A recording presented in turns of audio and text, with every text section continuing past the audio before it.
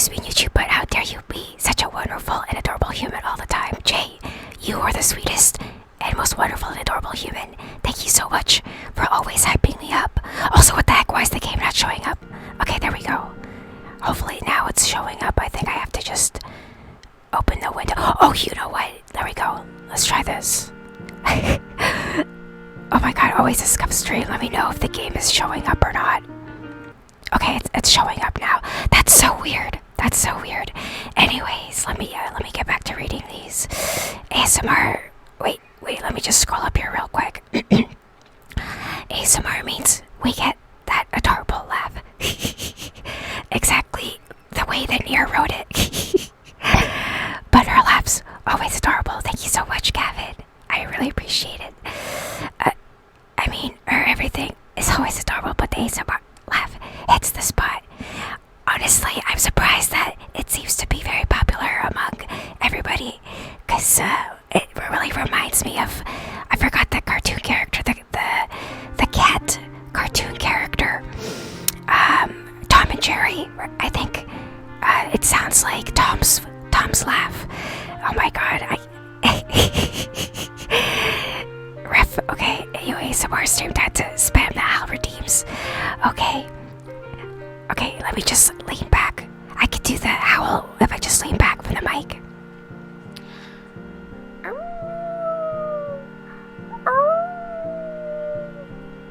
Thank you so much for the Al redeem, Ref. How are you doing? Thank you so much for swinging on by today. I really appreciate it. Doing good, just chilling with Pikmin 4. Oh my god, how is it? How is it so far? I definitely want to try playing Pikmin 3 soon. Is that what it sounds like? Hi, Quote, welcome on in. Thank you so much for streaming. Oh my god, I can't even speak. Thank you so much for swinging on by. I really appreciate it. You might be thinking of Muddy for Wacky Races. Oh, I never watched that, but I know exactly the one you're talking about. Also, let me first introduce this game. So, Little Mouse's Encyclopedia is about this little mouse exploring around the outside and learning about all the little nooks and crannies and the nature that they come along the way. You can interact with them. I think you can see my mouse on the screen. When I click certain creatures, they'll move around with little animations. And then we also have a magnifying glass. You see when I grab it, the little mouse holds the magnifying glass in his paw, which lets us look closer at these creatures. So, what is this? I don't even know. It's a cockchafer. I don't even know if I'm pronouncing it correctly. It says little bits and pieces and facts. I guess this is what the little grub turns into. We can see the pieces of the compound eye, its mandibles. They buzz loudly when in flight. These look like June beetles. You know, the bugs that show up in the middle of summer and they eat all the leaves in the canopy. They're very popular here in southern Ontario, and they do make a loud buzzing noise. Extended wings, close up of the antenna, and soup. Wait a minute, what? What? It's bug soup. Dude, I need more context for that. I don't know what that means. But anyways, as you can see, oh shit, I exited the page. I pressed X by accident. Oopsie daisy. So anyways, as you can see, when you interact with everything, little things will pop up. Okay, here's the grub version of it. The white grub is a larva of a cockchafer. It will evolve into the cockchafer in 4 years. Oh my god, does that mean it lives underground for 4 years? It bites off the rootlets of plants. The larvae spend the winter under the ground. And then we see a little diagram of its lifespan, with the eggs eating the roots, growing larger, and then eventually digging up. I heard that. Wait, did you hear the howl quote or the yippee? Did the yippee go off? Please tell me that the yippee went off. Pikmin 4 is so good. Or are you playing it too, Jay? I'm enjoying it. When I started playing, I find it hard to stop. I'm the exact same way, Gavin. Yes, hello, welcome on in, quote. How are you doing? What, Schaefer? The EP went off. Okay, good. Because sometimes when I don't log into the soundboard, the sounds don't work. Oh shit. Okay. Common earthworm. Again, we see a diagram of its body. The earthworm is afraid of a fishing hook and various birds and mammals. It feeds on soil, plant remains, and dead insects. It did, but I was referring to the howl. Okay, I'm glad that I have to be like about like a foot or 2 feet away from the mic for it to be quiet enough. It pulls up the leaves into the soil and it grubs the soil. It increases soil fertility. So earthworms actually do eat the soil. Oh my god, I need to stop clicking the X. Okay. Note to self, stop clicking the X in the top right corner. Okay. As we explore, we can see various other bugs. Julis terrestris. Did the Discord ping go off? I don't know if I heard it. Did it? I don't know. I don't think I heard it. Please let me know if it went off. Section of a body, the Julis terrestris, curls up when in danger. Oh, we've probably seen these in our gardens. They're like little millipedes. Segments of the body, head and antenna. Yes, they're very small, 2.5 centimeters. It did super low is okay. I think I need to change the volume of some of the sound redeems. She was too busy giggling. Oh my god, I think that was it. I was like in the midst of laughing and I didn't even hear it. I have the sound of the actual game very low in my headphones. It lives under fallen leaves and under stones. It feeds on plant remains. And this is a different grub from before. A rose chafer. I wonder if I'm pronouncing this correctly. Is it chafer or chaffer, I wonder? A C-shaped larva and it grows into a green beetle. They are good flyers. They feed on pollen, nectar, and ripe fruit. The larvae feed on decomposed leaves and dead plant. Oh my god, I said plute. Plant rootlets. We can also find them in composts. Hi Bob, welcome on in. How are you? Thank you so much for swinging on by. I really appreciate it. And then up above the soil we can see some plants, which we can also take a closer look at. White and pink flowers for the common daisy.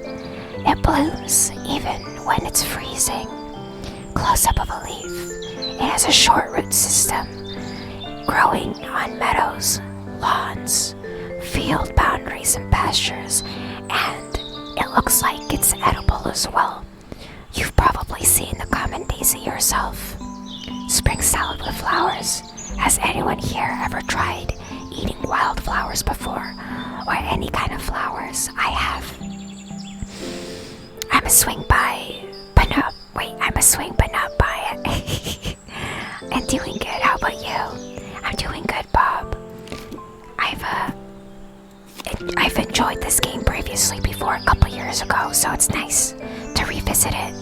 I always think that little educational games like this are important even for adults. Lord knows how many people don't even know the names of common plants and flowers, insects and bugs. You know, we're so disconnected from the natural world nowadays, so I thought something like this would be fun and relaxing. So the meadow buttercup has yellow flowers, long-stalked leaves. It grows on damp soils. Oh, it's poisonous. The buttercup causes blisters on the skin. And then the common clover. Has anyone ever found a 4-leaf clover before? That is actually one of my useless talents. I have found many 4-leaf clovers around my area. I don't know if it's just a weird thing where I live, but I always find one like within a couple minutes. So it looks like it has an interconnected underground root system. The stems flowers are creeping. White or greenish flowers. The leaves have 3 and rarely 4 leaflets. The leaves, flowers, and the stems are all edible. It grows in meadows, fallow lands, and in ditches. Nectar producing flower. If you've ever tried clover honey, it's also very good. The leaves used to be consumed as spinach. Oh, that's interesting. Lucky 4-leaf clover. Touching grass. What's that emote? Yes, Ref, touching grass. It's entertainment, as my 8th grade computer teacher said. Exactly. Have you guys played this before? So, something else, someone in the community actually worked on translating this game into Spanish, and they shared a free code to redeem this game in the App Store for the iPhone, I believe.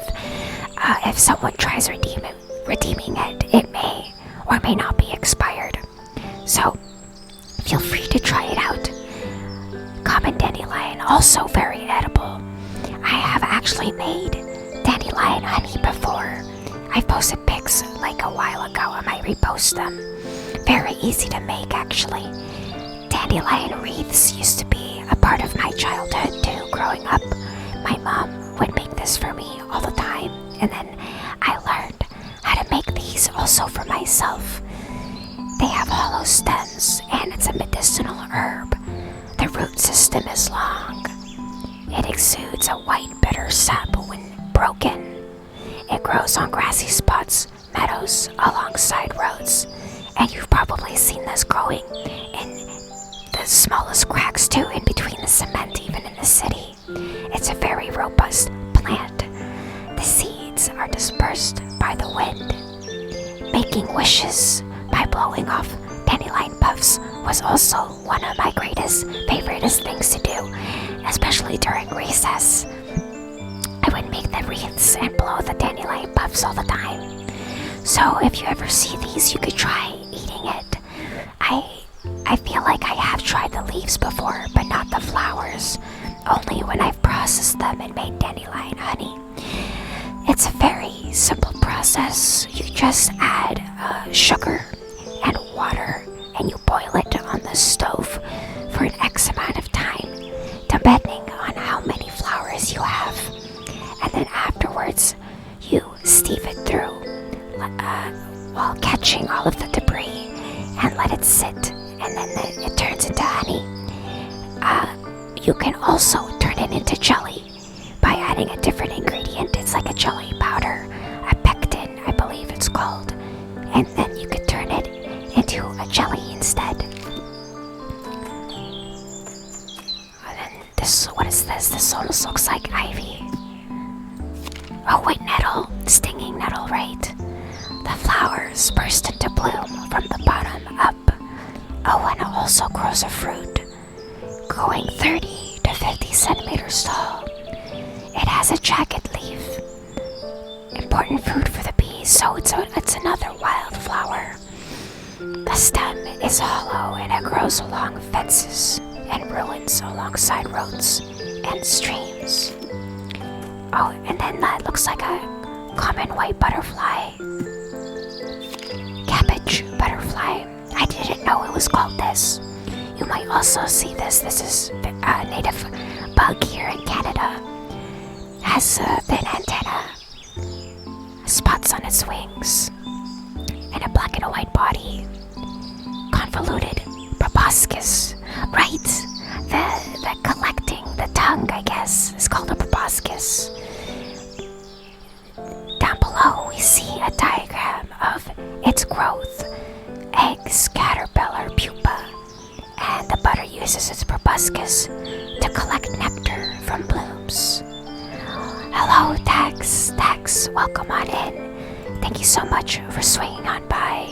How's it going? Common yarrow. So it looks like the flowers are all native flowers, I believe, in North America, because so far every single one of these grows around here in Ontario.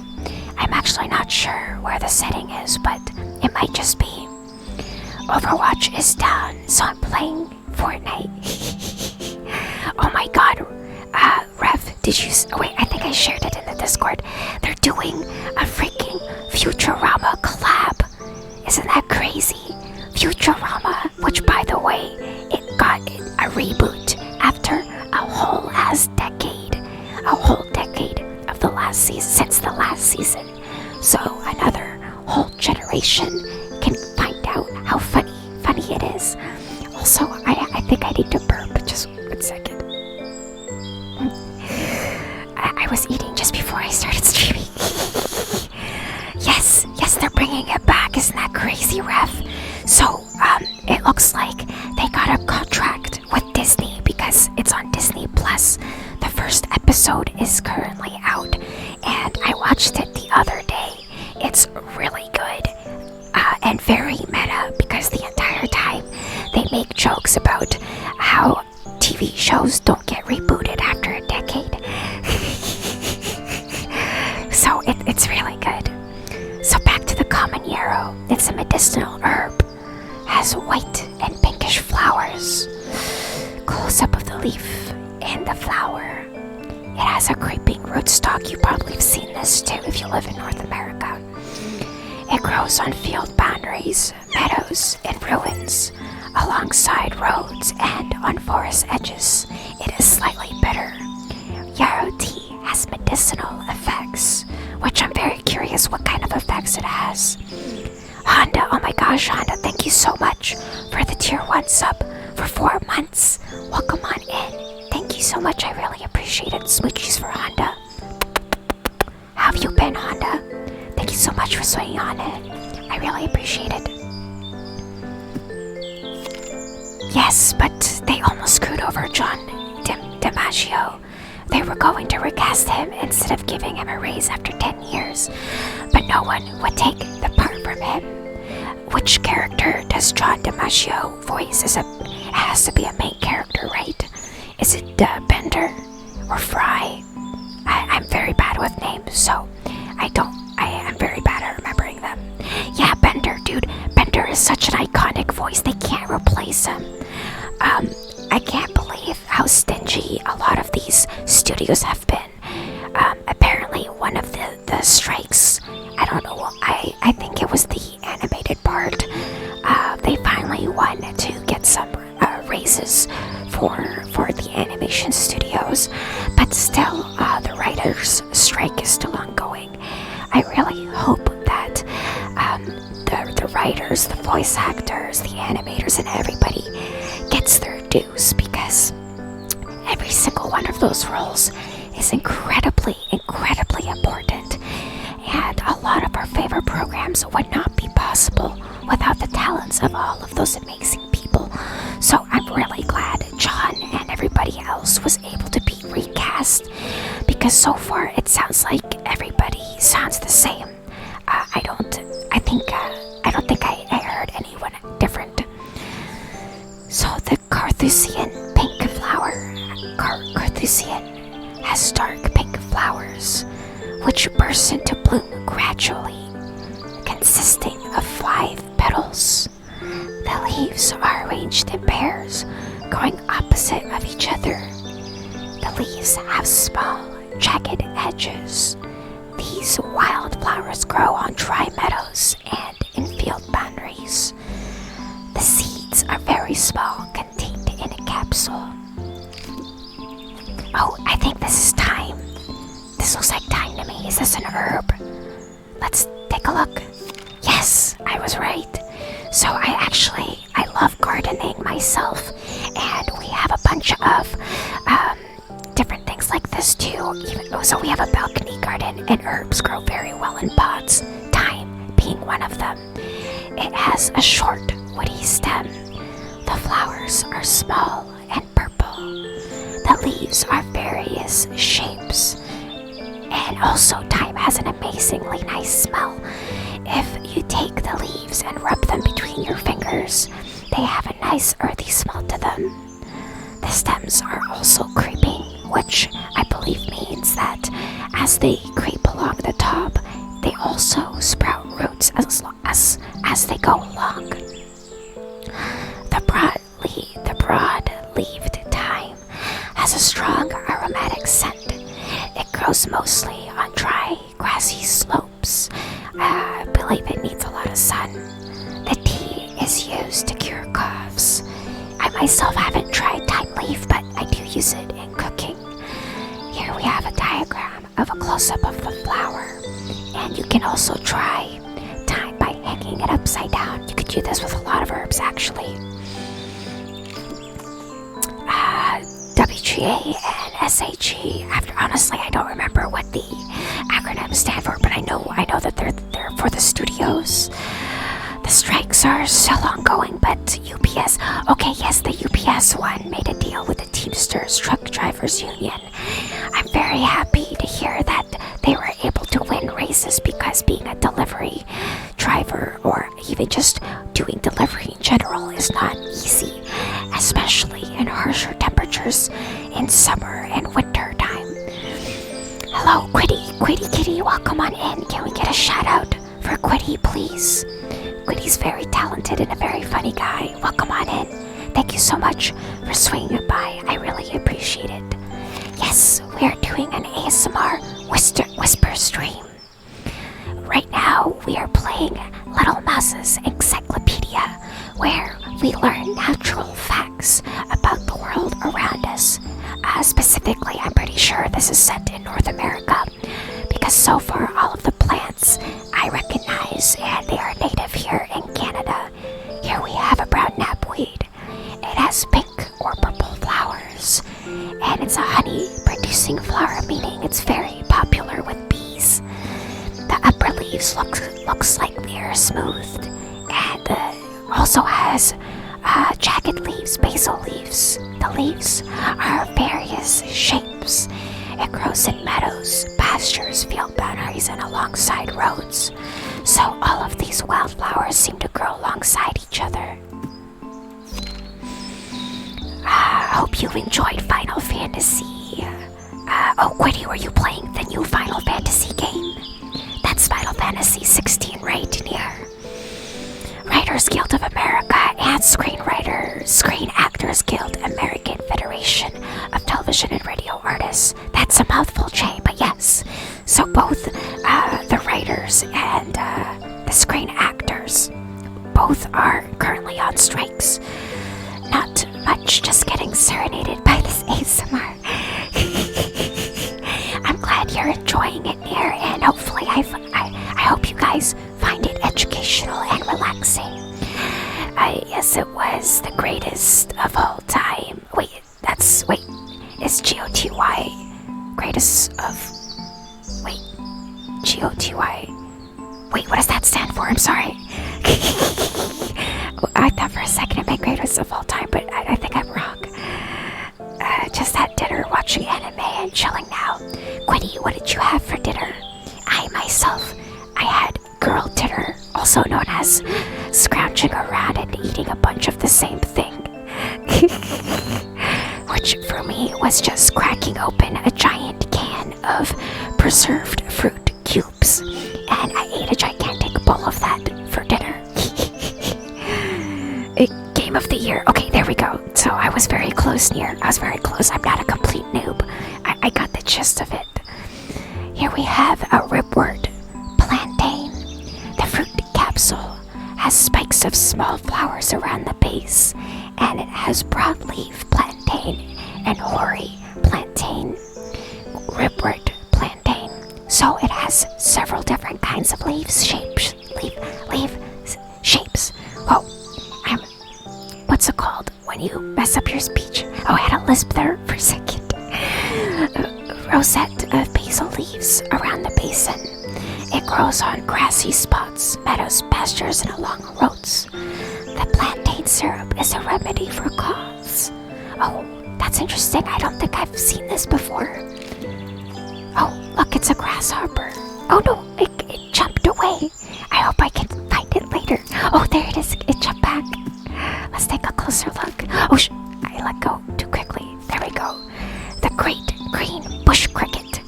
Oh, is that not a grasshopper? I think it is. Here we see a diagram long, rear legs, even longer antenna. Its short middle legs and front legs, and its small head. It has an auditory cavity on a leg. Oh my gosh, does that mean it also listens through their legs? It feeds on plants and small animals. I didn't know that they were carnivorous. The female lays eggs in the ground, and the green color masks her well. I had some salmon, it was delicious. Oh my god, that sounds so good, Quiddy. Quiddy, do you like sushi? Because salmon, like raw salmon, is my favorite kind of sushi. I feel like I'm watching a PBS documentary.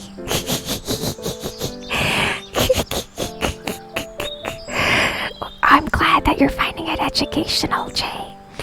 It's supposed to be, you know, like I was mentioning, I feel like a lot of us, well, not me, honestly, because I love nature and plants and animals and things, but I feel like the majority of adults and young people are very, very disconnected from the outside world.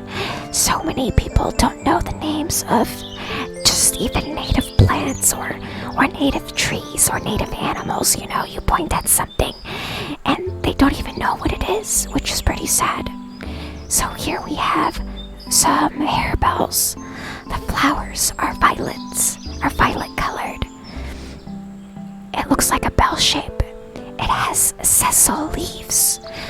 Oh, that's interesting too. We're learning new words. I wonder what sessile means. I guess it's the shape. And it also has stalked leaves. Okay, so I think sessile means that the leaves grow directly out of the stem without a stalk. And then the stalked leaves have stalks.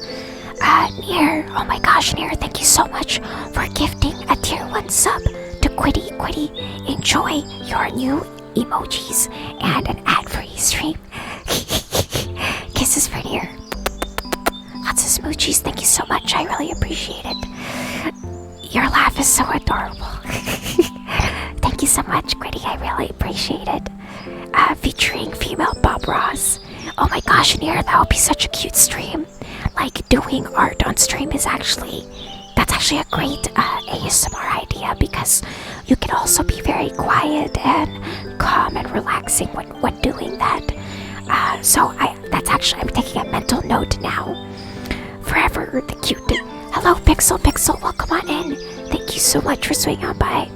How are you doing, Pixel?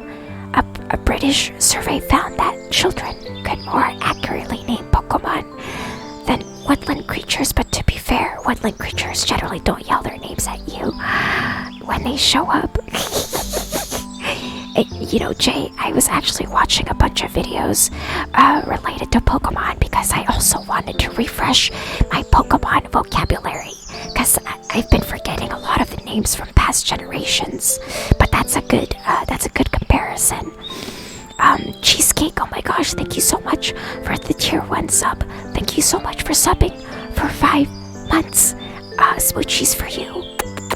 Hey Anna, I don't know if you knew this, but what, Cheesecake? Sarah, welcome on in. Thank you so much for swinging on by. How are you doing? Oh, these emotes are cute. Yes, so I don't know if you're familiar with Sanrio characters, Quiddy, but I'm gonna see if you can guess the names of them.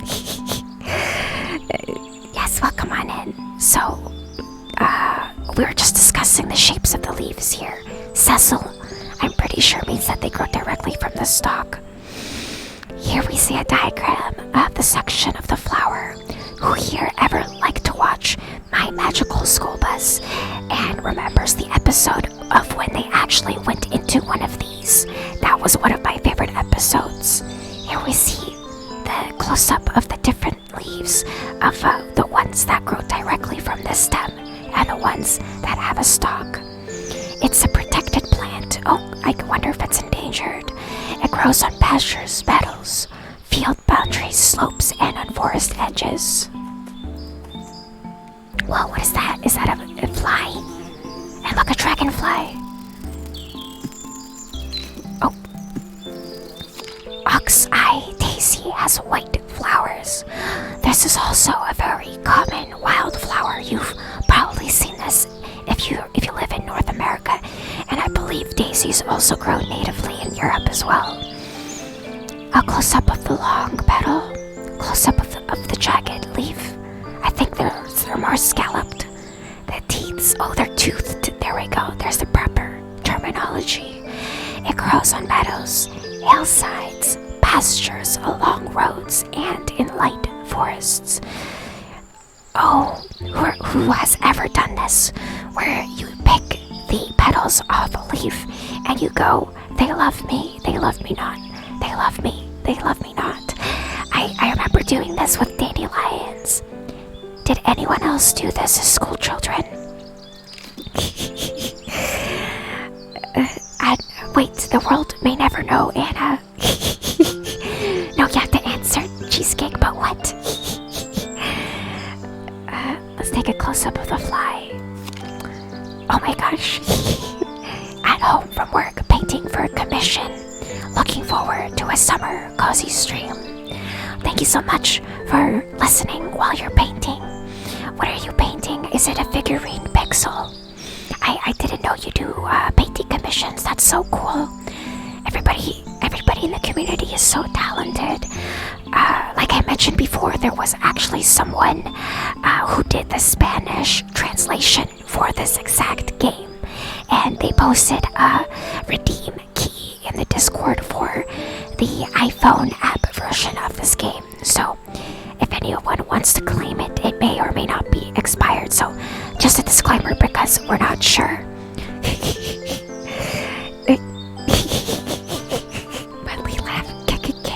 Literally, you guys are making me giggle. I also put the buttercup under people's chin to see if they like butter. Jay, I've never heard of that one before. So what's the story behind that? You put a buttercup flower under someone's chin to see if they like butter. She loves me. Wait, oh, she loves me not. She loves me not. I misread that. Yes, a couple of squats of them actually. Oh, that's so cool. Yeah, butter. Can't believe it's not butter. Housefly. Thorax, compound eye, the wings, and abdomen. Oh gosh, I never liked the look of houseflies. They look so creepy close up. Especially with their long proboscis. If you've ever seen a video of flies using their proboscis, it gives me the heebie-jeebies. And it looks like their body is covered in little hairs. So it looks like eggs start out above ground. The larva and the pupa grow underground, and then it emerges as an adult fly. And of course, we all know that they lay their eggs on a bunch of different things, including poop. So you see a ton of flies in places like farms. Dragonflies, also I guess called damselflies. It's an azure. Azure is the word blue. It's a color. It's a shade of blue. Azure damselfly has large eyes, 6 legs, 4 wings, and a wingspread of 45 millimeters. Oh my gosh. I don't know why I keep getting a lisp here. It lives near standing water, and it flies from May to September.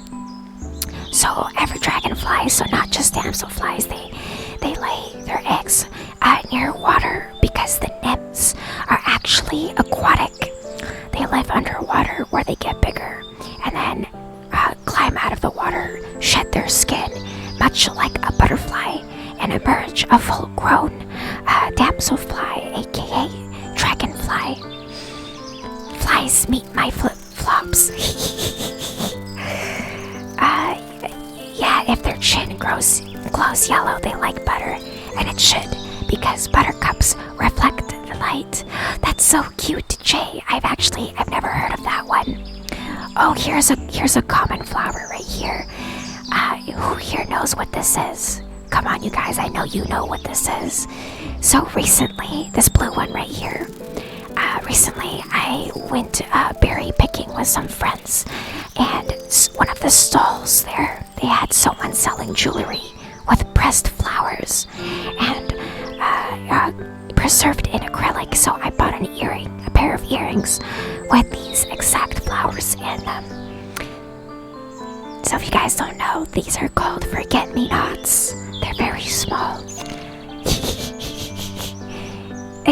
Oh my gosh, Rev, it's not a weed, it's a wildflower. Stop, don't say that. They're very, very pretty. They're one of my favorite flowers. They're very dainty and small. Weeds are they're just flowers too, you know? I don't think it's a weed though, it's a wildflower. So they have very teeny tiny blue flowers. So, like I mentioned, I bought 2 pairs of earrings that actually have these preserved in them. I might take a picture and post them in the Discord later if I remember. So here again we see the word sessile. I wonder if I'm pronouncing it correctly. They have sessile leaves, meaning they grow directly out of the stalk. Here, do you see that? Calyx and flower. I wonder what calyx means. I guess calyx is the part of the anatomy that's right underneath the bloom. Oh, the leaves are hairy, which I actually didn't know. They're so tiny, you don't really see that. The forget-me-not is a creeping flower. So creeping flowers, for those of you who do not know, also sprout roots from the stem. So as it creeps along the ground, it can produce more roots and more stems as it keeps creeping. It grows on muddy banks in marshes and in floodplain forests, and it also doesn't mind shady spots. So if you have a shady spot in your garden, this is a very nice wildflower to have. Eyes as blue as forget-me-nots. And I wonder if what is this? Buttercup? Oh, it's a marigold. It's a marigold. Dainty and small like you. Thank you, Rev. But no, I'm swole. I'm swole. I'm jacked. I don't know what you're talking about. Mush marigolds have yellow flowers. Oh, and it produces fruit as well. I didn't know that. Upper leaves are sessile, protruding directly out of the stem. And it has stalked basal leaves near the base. It grows near streams and ponds, and it requires a lot of water. It is slightly poisonous. So I guess if you try eating it, you'll get really sick, but you won't exactly die. So we can head back underground here. Oh, they're sleeping. Let's click on everything. Look at all these grubs. Let's take a closer look. What is this? Oh, it's a moth. It's a moth larva. A Melancra noctuid moth. It has black wings with white spots, starting out its life cycle with eggs, becoming a caterpillar, turning into a cocoon, and then into a moth. Oh, I just heard a meow. What is that? Let me just check here so I don't miss anything. I think someone just did a meow. Wait, what was the meow? I don't think I missed anything, right? Okay, I don't think so. Okay, we're back to the game. Okay, so there we go. Like I said, it starts with it. Okay, we have it labeled here. The adult moth lays its eggs where the caterpillars hatch from, and the caterpillars pupate. So the process of it turning into a cocoon is called pupation. The caterpillars eat leaves. The leaf slowly vanishes. Nothing will remain. I don't know why, but I find this diagram so funny. Like, I don't know if anyone else here gardens, but it's like, hey, if you ever garden, watch out because caterpillars, they're gonna get you. They're gonna eat everything. Here we have the larva of a click beetle. Oh, a click beetle. It has 3 pairs of short legs. Interesting. And the rest of its body is just like a noodle, like a worm. The larva is up to 40 millimeters long. A click beetle develops from the larva. I don't know if I've ever seen a click beetle actually. It's a garden pest. It nibbles on bulbs and plants. I I see. So, one of the benefits for growing in pots or on a balcony is you don't really get pests like this. The only pests that we really get are nymphs, the ones that they can fly, but otherwise we don't really get grubs like this unless they get carried in the soil that you buy. When a click beetle is overturned on its back, it tightens its body and it springs into the air. It falls on its belly again. Oh, I wonder if I've ever seen this. Anna could probably pick you up with one hand. Exactly, Dax, exactly. Anna is a 6'7" bodybuilder. Can't confirm. I saw her destroy a table at a cafe once. Yeah, Pixel saw me actually flip the gaming table in rage when I lost the game. Actually, many games. I feel like I don't think I really won any games that day. I think I might have maybe won like 1 or 2 in the meme one, but it was definitely not my night. Anna's coming to take your short cake. It's not that short. Yeah, I mean, if I see a lot of cake in front of me, you guys, I'm gonna eat all of it, honestly. I've said this story before too, like I've gone out and just like, honestly, bought like a whole cake. I mean, and I just eat it, just for no reason, because it's like, why not? I like shortcake, I like fruit cakes, I like custard cakes. If I see it, I mean, sometimes it's nice to treat yourself, otherwise you'll go crazy. So here we have a Tipula maxima. Oh my gosh, it's a mosquito. A larva feeds on plants. It does not have a stinging system. I mean, that sure looks like a mosquito to me. Fishing bait and close-up of a Tipula's head. Oh wow, that's huge. What kind of bug is this? Oh, are these water skippers? I think these are water skippers. If you've ever seen these bugs on top of water, their legs are spread apart and they're so light that they're just suspended on the tension of the water's surface. And later in game, there's also a pond, so I think they'll have those on the water. The wingspan is up to 5 centimeters. Females lay eggs into the grass, and their legs are quite long and break often. Oh, so they're also fragile. Did we look at these grubs already? No, common burying beetle. Look at all these larvae under the ground. It has a feeling cilia, so a little fuzzy antenna, warning coloration. Lots of insects and some animals have this warning coloration to ward off predators. So lots of bright colors to say that they're poisonous and possibly deadly. While flying, it's searching for the smell of a corpse. Look at this corpse transport, dude. Guys, look how strong this beetle is. That's crazy. That's like a whole rat. The burying beetles bury the corpses into the ground. The bugs will form the buried corpse into a food bowl. That's crazy. The circle of life, everybody. These bugs are very, very important in our ecosystem because they help break down things like this. Yeah, beetles are so cool. So I've mentioned this before, but I actually do have a curiosity collection. And so I have things like beetles and butterflies and things like that in the collection itself. Oh, look at that.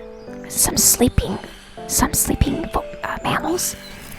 That's so cute. How they put like a little table and bowl with a fork.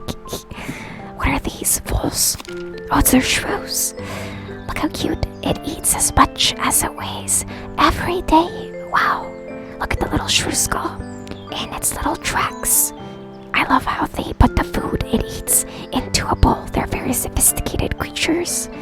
It inhabits forests, parks, fields, and meadows. Young shrews often form a trailer behind their mother. That is so cute. Look at that. I didn't know this. I did not know this about shrews. That is actually super cute. I know that some other animals do this as well. Kitchund, welcome on in.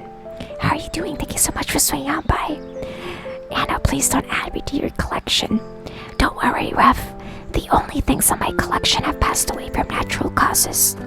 So, I mean, you can put me in your will if you want. If you want me to preserve you. Oh, was this a millipede? I don't think we looked at this one. It's a Julius. Wait, did we look at this? Yes, we did. We looked at this. Okay, we were on this side. And then we're making our way to the right. And then we did not look at this little dude yet. And another earthworm. Yeah, so cute. Honestly, I think a lot of bugs are really cute too. Ooh, it's a brown centipede. The rear legs are longer. That's interesting. Looks like they're the same length as the antennas. It has 15 pairs of legs. Here we see a close-up section of its body and its head. It hunts tiny insects.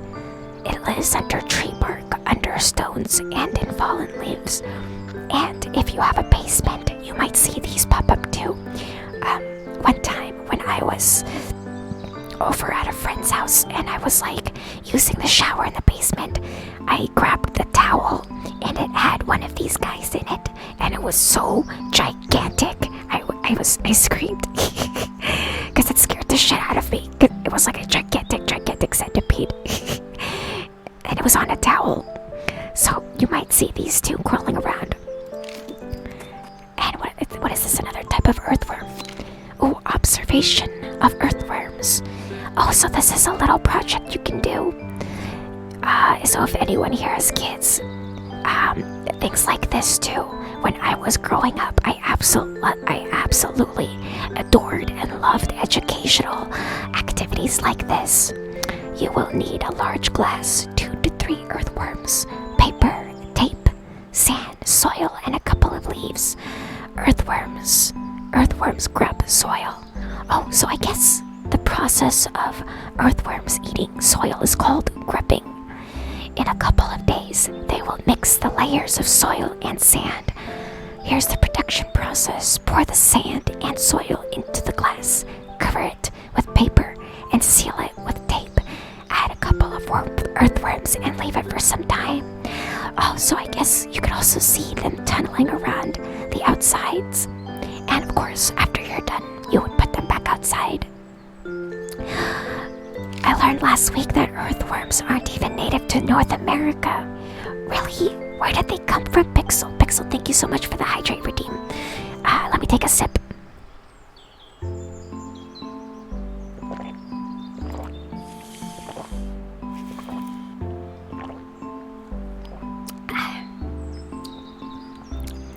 And what kind of grubs are these? Oh wait, what is that?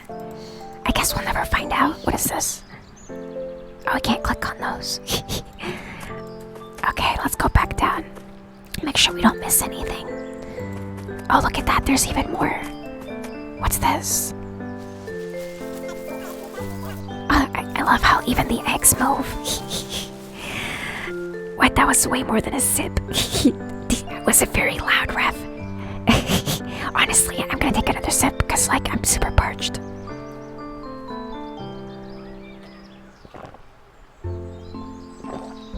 But you're right, that wasn't a sip. I'm taking gulps.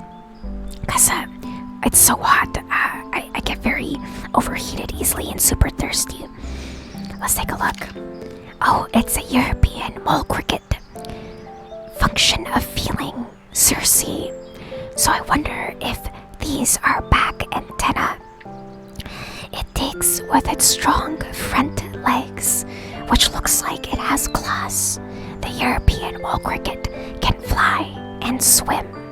Oh, so I wonder, okay, so I guess the setting for this is in Europe. But so far, a lot of these bugs and creatures are also in North America. They were stowed away by European settlers unknowingly, I think. So that's actually interesting, Pixel. I wonder if that's why there are so many commonalities between our fauna and animals with Europe, because a lot of these we also have here. Pigeons were brought over by Europeans too. Were they really? Well, I know that back back in the day, people used to eat pigeons much like we eat chickens. Like, it was a very common fowl meat. And fowl as in F-O-W-L, like in bird meat. Not that it was gross, not F-O-U-L, F-O-W-L. So pigeons were commonly eaten, which I don't think the majority of the population does nowadays. But I wonder if, again, too, so many animals were just brought over for accidentally or for a purpose as well. The male lures the female by loudly rubbing its wings together. The female likes to bite through the roots of plants. And can we take a close-up of the larva? European mole cricket eggs up to 300. Wow, nymphs hatch from eggs. The nymph skins several times. After the final skinning, the mole cricket grows up to 6 centimeters of length. I think nymph is such a pretty word, because in fantasy terminology, it's like I guess like a fairy, right? Nymph. Wait, I didn't miss anything here, right? No, it's just those two. Oh, look at that. Do you guys see how I like the detail of the root system being bitten through. Do you see that? The roots were bitten through by the bugs and animals here. Oh, look. Look at this mole. It's sleeping and it has like a cachet of worms. Yeah, I imagine eating city pigeons would be pretty foul. Yes, I like nowadays, because the world isn't the same as it was like even 100 years ago, or even 200 years ago. So a lot of city animals, or even animals near people too, they can carry a lot of things unknowingly. So I would definitely not advise eating pigeons, unless I guess they came from a farm. Imagine eating feathered rats. Yeah, like again, because I saw like oh my gosh, there was a TV show, sorry, tangent here. I saw a TV show like on Spike TV about like 1,000 different ways to die, like in accidents, and one of them was where a pigeon had this like parasite on it, and at this wedding this couple released like a bunch of pigeons, or doves, I guess. They released a bunch of doves, and one of the doves had this like parasite that one of the couple breathed it in, and just breathing that in, it was like as small as like a dust mite. It killed them. Like, isn't that crazy? Just because of a little I don't know, bacteria or whatever that fell off of the bird, and they inhaled it, and they freaking died. That's crazy, man. That's crazy. Here we have the common mole. Moles are so cute. Look at its teeny tiny eye. I'm pretty sure they don't see very well, but they have a good sense of smell. Look how big the front claws are for digging. Its digging leg. The hind limbs have smaller claws and has a strong tail. Look at this cylindrical body. It looks so funny. Probably so it has an easier time digging in a tunnel. And look at these little molehills that it produces, and the intricate tunnels under the ground with its little nest. Oh, guys, they're so sophisticated. Look at the little mole's pantry. It paralyzes the earthworms by biting them into their nerve center. Oh my god. It can paralyze them. Oh my god, kind of like breaking their neck, I guess, but worm scale. It saves them for the rainy day. Oh my gosh, the smell is the main sense of a mole. Okay, I'm right. The mole is an insect eater. I wonder there's probably a word for that when an animal mainly eats insects. Oh, look at that. Is that a newt and some tadpoles? What is this? A caddisfly. Caddisfly larva and adult caddisfly. I feel like I've seen this before around lakes when I've been cottaging. Carapace with a soft body. The carapaces are made from various materials. Caddisflies like fresh water, and it looks like they lay their eggs underneath the water. and the larvae live under the water before emerging as an adult above. And is this a newt? A smooth newt. The males grow a tall ridge in the period of reproduction. Their food looks like earthworms and other grub. It is an amphibian. It lives in deciduous forests or in meadows burrowed under the ground. It seeks the water for reproduction. Newt metamorphosis. When I think of newts, I think of that movie Matilda, and the scene where she has a newt in a jar, or somebody in class brings a newt in a jar, and she flings the newt with her telepathic powers at the principal. Does anybody remember that? Matilda is such a good movie.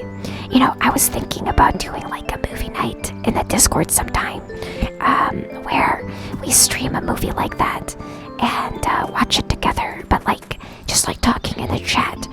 I think a movie like Matilda would be cute. Oh, I guess we can't look at these tadpoles yet because they're moving. Okay, let's see if we got everything here before we proceed onto the next map. Oh, there's the pond skipper. Oh, I guess the actual name of it is called a water measurer. Or I guess they might be two different things, I don't know. I'm pretty sure. Okay, there are multiple names for things, so this is also known as a water skipper. It lives on the borders of calm water. Look at its antenna and long legs. It's predaceous. The eyes are located in the middle of the length of its head. Look at its head, you guys. Look how long it is. And here is a diagram of how it distributes its weight on the water tension surface. It's so light. And the way it's spread out, it can just float like that. The water measurers feel when something hits the water surface. It impales the insect with its sting and then sucks it out. Oh wow. So it looks like this is it for the first level here. Let's just take a look. Yes, we got all the bugs here. And now we can proceed to the next level. So the first around the burrow is done, and now we're entering the forest. One of my favorite places to be. Oh, look at that. Oh, I flipped this beetle over, I'm sorry. Can I... Oh, let's flip it back. There we go. I felt bad there. Let's take a look. Dead wood. It provides a shelter for animals. It delivers nutrients to the soil and retains water. Dead wood also provides a home and a food source for many animals such as birds, amphibians, mammals, and insects such as the longhorn beetle larva, the carpenter ant, and the stag beetle larva. And as we can see, a lot of fungi also can grow out of it. Which, fun fact, it's actually very easy to grow your own fungi or mushrooms like this in your backyard. If you have a shady spot, you can collect chopped pieces of logs like this, drill holes into them, and then put in the growing starter for different fungi species. Put it in a shady spot and spray it with some water, and you can just grow it, just like that. Wood sorrel. Pale flowers with violet veins. Close up of the flower diagram. The leaves contain oxalic acid. I wonder what that means, so I guess they're acidic. And it has a creeping rootstock, meaning it can also spread it along its root system. Wood sorrel is a small plant, 5 to 15 centimeters high. It grows in coniferous as well as deciduous forests. Now, who here remembers what the difference between coniferous and deciduous is? And no Googling. Let's see if anybody here remembers. It's sour like lemon. Try it. So wood sorrel is an edible plant as well. And it probably has a lemony flavor, I guess, if it's like a lemon. Very peaceful music. Hello, Neil. Neil, welcome on in. How are you? Thank you so much for swinging on by. How's it going, Neil? How's your weekend? I heard that you and Berto and Sky saw the new Barbie movie, right? No spoilers, because I'm waiting to watch it too. Here we have the door beetle that I flipped over earlier. Looks like it's very fuzzy. It buzzes during flight, and it has a black, shiny body and hairy feet. It lives in forests and on fields. It's commonly it's commonly known as the dung beetle. It grows up to 15 to 20 millimeters in length. The sacred scarab rolling a ball of dung. Oh, so I guess it's a common species, because it probably comes in different shapes and sizes. But the common name, I guess, is door beetle. At mating time, the beetles fly out and look for dung hills to dig up to 50 centimeter long tunnels in them. 2 to 3 larvae, 4 pupa, and 5 adult beetle. Oh, the numbers are labeling what part of the diagram we're looking at here. I'm good. How are you? I'm doing fantastic, Neil. Thank you so much for asking. I was there last week and no movies for me. Oh, sorry, I mixed up the dates. So you haven't seen it either. I've seen so many good things about it. I'm very excited to watch it, but I don't mind waiting until it comes out. What's it called on like a streaming service? Oh, I love moss. Moss can retain water. Oh, sporangia. I wonder if sporangia is the name for the flowering buds. They strengthen the soil. Mosses are non-vascular, rootless plants, which usually grow in mat-like clusters at damp locations. So, if you've ever tried to pick up moss, it can come up easily like a sheet. And you can easily transport it because since it doesn't have a root system, you can quite easily just pick it up as a layer off the ground. Haircap moss, white pincushion moss, and peat moss, and the various shapes and sizes that they come in. So if you are also a fan of growing things in your backyard or even potted plants, you can find wild moss like this and transport it to your plant base so it covers up the soil and it will grow just fine. But just be sure to keep it moist because as soon as moss dries out, it dies. And oh, wild strawberries. Who here has ever picked wild strawberries? We actually have some of these growing in the city where I live. So even if you live in a non-wild area, you might come across these. Barbenheimer, exactly. Did you watch the movie Pixel? I know a few people watch those back to back. Okay, I'm heading to bed. Thanks for the education tonight. Have a good night, Gavin. I'm glad you found it educational. Have the sweetest dreams, and thank you so much for swinging on by. Bye-bye. Yeah, it's tuck. Oh shit, I forgot to add in a tucking command. Can mods add in commands? If there's any other mods in here, because that would actually be super cute. LOL Barbenheimer. I've heard both movies are pretty good. Yes, they're both very different. But they're good in their own ways. Not yet been on the fence about it. Yeah. Plus, even just going to the movies once in a while, that can still add up, And as someone who likes to take a break in the middle of watching a film, you can't really do that if you watch it in the theater. So I really don't mind waiting. Any mods? Mod check. Oh gosh, I don't know. We'll see. But otherwise, I can do it later. So here we have a close-up of the wild strawberry with compound trifoliate leaves. I wonder what trifoliate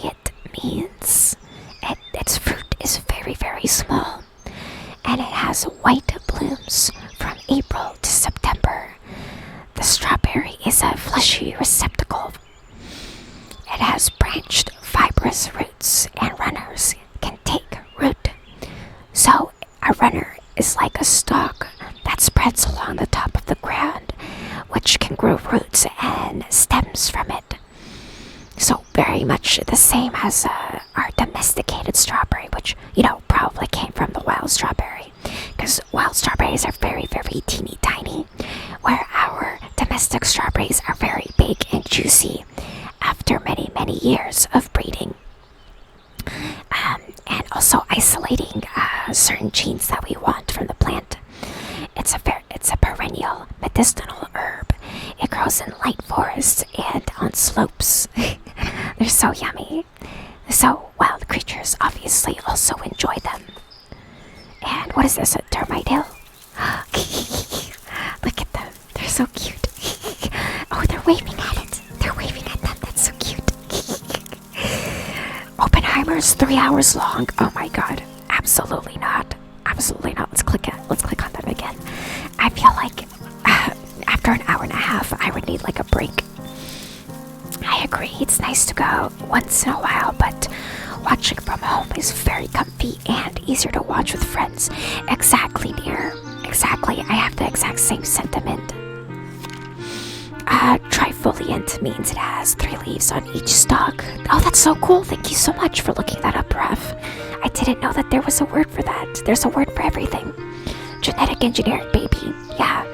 I think there's a word for that too, just isolating certain genes when we want to breed plants or certain animals like dogs or cats or whatever. Selective breeding, I guess. Oh, it's an anthill. It's an anthill. Look at that.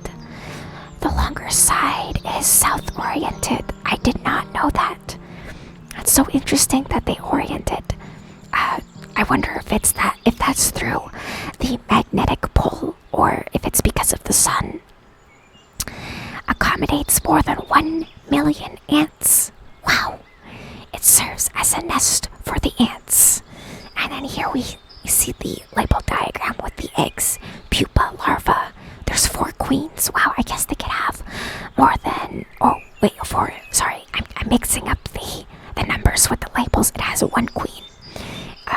There we go. Yeah, workers in a storage of living food. Oh, wow. So they also store live prey to munch on later. The subterranean part is usually twice as big. So look at that. It's like an iceberg. Kachent is vibing. I'm glad you're vibing, Kachent. Oh, look at this. This is a very famous poisonous mushroom. Fly agaric. On the cap, it has its famous white spots, white gills, and body. The ring around the stem, I guess the stem is called a stipe, and the base is called a vulva, and the root system is called mycelium. The cap has many ridges underneath the bottom. Fly agaric kills flies, hence the name. Honestly, I never really thought about it, but yes. Very literal, because it also kills people. Stages of development. It grows in coniferous, mostly spruce forests, as well as in mixed and deciduous forests. It is poisonous. It can be eaten by animals, but not people. And also, fun fact, I was watching a Vice documentary on I think it was in Sweden, where Swedish people eat fly agaric to just get high. Not enough to kill them, but enough to get a trip, which is kind of crazy. Because this can kill you if you don't know what you're doing, right? Let's see. Did I already do a close-up? Oh, redwood ant. Look at that. It's a head antenna. Thorax, eyes, head, spurs, and abdomen. Oh, so the little claws are called spurs, which make me think of on cowboy boots. We have little spurs on cowboy boots. If you guys know what that looks like, it's like a little star. The mandibles are used for defense as well as for transportation of material. The ant is Hymenopteroid. Hymenopithecus. Hymenopithecus. I wonder if I'm saying that right. Social insect. The stunted stinger at the rear end of the abdomen contains formic acid. Oh, so I guess they can use that for hunting. Ants feed on small insects and on honeydew produced by aphids. Ants form colonies. They communicate among themselves by means of olfaction. And I'm pretty sure olfaction means they communicate through sense of smell. So they produce different smells. And so when ants are going in one direction, they leave a trail of smell behind so other ants can smell it and follow behind them. And I recently learned a fun fact about ants too because of this. If they accidentally leave a trail of smell in a circle, they just keep going in a circle like over and over and over again until they die. And there was a video of them doing that because like they don't understand like what's happening. I mean, they're just ants, but there's like a word for the phenomenon. If you guys Google ants going in a circle and then dying, you'll probably find it. But that's just like a little fun fact. Let's see, do we get everything? Yes. Here we have acorn. Look, it had a book inside. It had a book inside. Oh my god. What is that? Oh, it's an oak apple. Did you know that scarab beetles navigate by the way of stars? I did not know. That is incredible. How do they see the stars? They're so little. They look up at the sky and they can see that far. They have like really good eyesight, I guess. Hymenopterus. Oh, for the previous word, thank you. Viking berserkers used to get high off shroom tea before going into battle. That does not seem like a very good idea, Ref. That does not seem like a good idea or a good strat. You're basically giving yourself a buff for no reason. Okay, so an oak apple. It falls off the tree with the leaf and it has a ball shape. It's 2 centimeters in length and it grows on the underside of oak leaves. An oak apple is a kind of gall, also known as a plant tumor, made of plant tissues. It's a home for the gall wasp larva. Oh wow, here's the section of the oak apple with a gall wasp grub in the middle. An adult bites its way out. Oak apples can be used to make ink. That's so cool. And this reminds me of another bug. There's like a fig wasp where wasps burrow into like the blooms. Or I think it was, I don't know, it was like the before a fig turns into the fig, the wasp buries into the bloom or whatever it is, and because of that it matures the fig. But it's only one type of fig because there's multiple types of figs. Some that don't even grow flowers, they just grow the figs themselves, which I have a plant like that. I have a fig tree which doesn't bloom, it just grows the figs. And then there's fig trees where they have fig wasps, which they need to grow the fig itself, which is very cool. Oh, look at that. Was that a hedgehog? It's a hedgehog, right? Oh, look at that. I woke it up. Oh, let's take a look at it. It went back to sleep. Yes, as they rolled along the ground, the beetles have their eyes affixed to the night sky. That's amazing that they have such amazing eyesight, like a telescope, because they're so little, they're so teeny tiny. Since cloud cover and rain aren't common in North America, the beetles have a clear view of the patterns that the stars in Milky Way make in the night sky. That's incredible how good their eyes are. That honestly blows my mind, and I still learn something new every single day. I love that. I love hedgehogs, you guys. When I was younger, I really, really wanted a pet hedgehog, and I was actually this close to getting one. But because we found out they eat like bugs are a big part of their diet, we ended up not getting one because bugs are very expensive at the pet store. Whereas pellets, stuff that like rodents can eat, is much cheaper. So instead of getting a hedgehog, we ended up getting a rabbit. But still, they're very, very cute. It lives to the age of only 2 to 3 years. That's so sad. I didn't know it lives like so short. It has such a short lifespan. I would be so sad if I had a pet hedgehog and it passed away in just 3 years. That's way too short. And it likes earthworms. It has up to 8,500 spines, which honestly, if you've ever pet a hedgehog, the spines honestly don't even hurt that much. Like if you press into them, they're not that bad. They're solitary, living creatures. Here's a close-up of their paw pads. It inhabits parks, gardens, and the surroundings of forests. Very common. I know they're common in Britain. And they're a common feature in people's backyards, which is honestly super cool. I guess they're like their version of squirrels. It is insectivorous. Okay, so there we go. If an animal predominantly eats bugs, the terminology is insectivorous.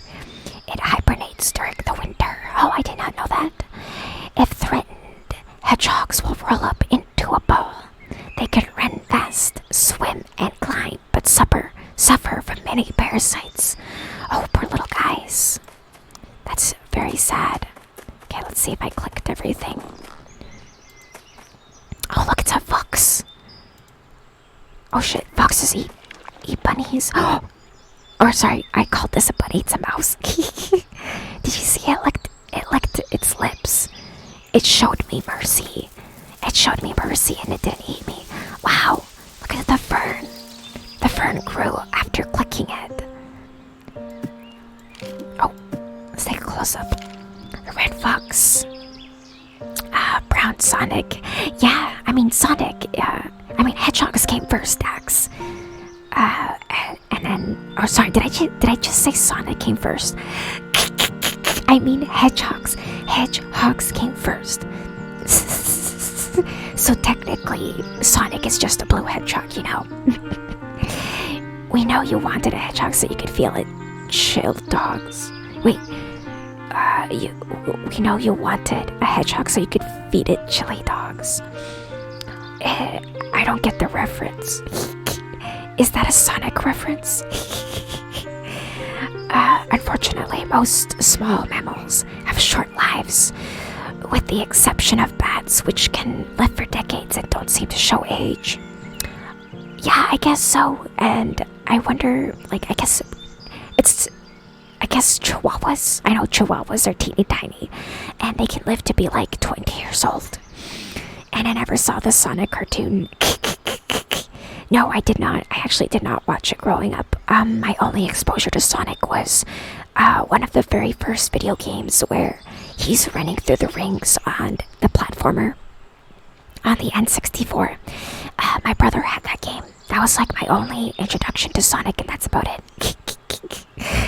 So here we have the red fox. Has pointy ears, 42 teeth, dark legs, long shaggy tail, and rust-colored fur. But foxes can come in many different colorings, of course, as well. The fox is a canid predatory animal. It can run at the speed of up to 40 kilometers per hour. It is omnivorous, meaning it eats everything. A fox burrow is a form of habitation dug in the ground. And here it is, snoozing. Foxes are so cute. And then we missed these. We missed this down here. What is this? Oh, Herb Paris. What is Herb Paris? The leaves are simple and stalked, 10 to 40 centimeters high, and their fruit is poisonous. Oh, so it's a type of wild berry. Looks like the close-up of the leaf is very veiny, and the top view, it reminds me of the trillium flower we have here in Ontario, because it has like a 3-leafed flower with 4-leafed stem, I think. And it also has a creeping rootstock. It is a poisonous perennial plant which usually grows in damp, deciduous forests and rich soil. So a good reminder not to eat any berries or fruit that you don't recognize. Oh, the fern closed up. Male fern. So fun fact, ferns are one of the oldest plants on this planet, and they have been around since the dinosaur age. Isn't that cool? Ferns predate plants such as grass and many trees. Male fern is a perennial fern which grows at shady, damp locations. Young leaves are coiled into a spiral, and also, I believe, some species of fern are also edible when they are in this coiled form, when they're still in a little spiral. So underneath, if you ever see a fern in the wild, take a look underneath, and you might see the little seeds underneath the leaves. And look at the bunched up root system here. Ferns are also just a very pretty plant. Blackberries. Strawberry, blackberry. The fruit consists of many drupelets. A lot of fun words for the terminology here today. I guess drupelets are little bunches of fruit. That is my guess. The flower is very fragrant, attracting various insects to pollinate it, encouraging it to turn into fruit. The leaves are slightly hairy, as toothed leaves. It grows in light forests, along fields and roads. It is a medicinal plant. Oh, I did not know that. Its rooted shoots can be up to 4 millimeters, or 4 meters. Wow! Its roots can be up to 4 meters long, which honestly makes sense because if you've ever seen blackberry bushes, they can get quite large. Since it's a type of shrub, shrubs are like bushes, so I guess the bigger the shrub, the bigger the root system. Blackberries contain vitamin C, which is very good for you. Oh, snake. What is this? I'm gonna take a sip while the snake is slithering around.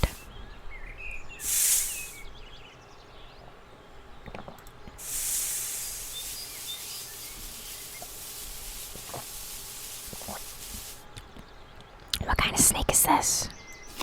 Common European adder. It's a venomous snake. Oh, and it has a zigzag pattern.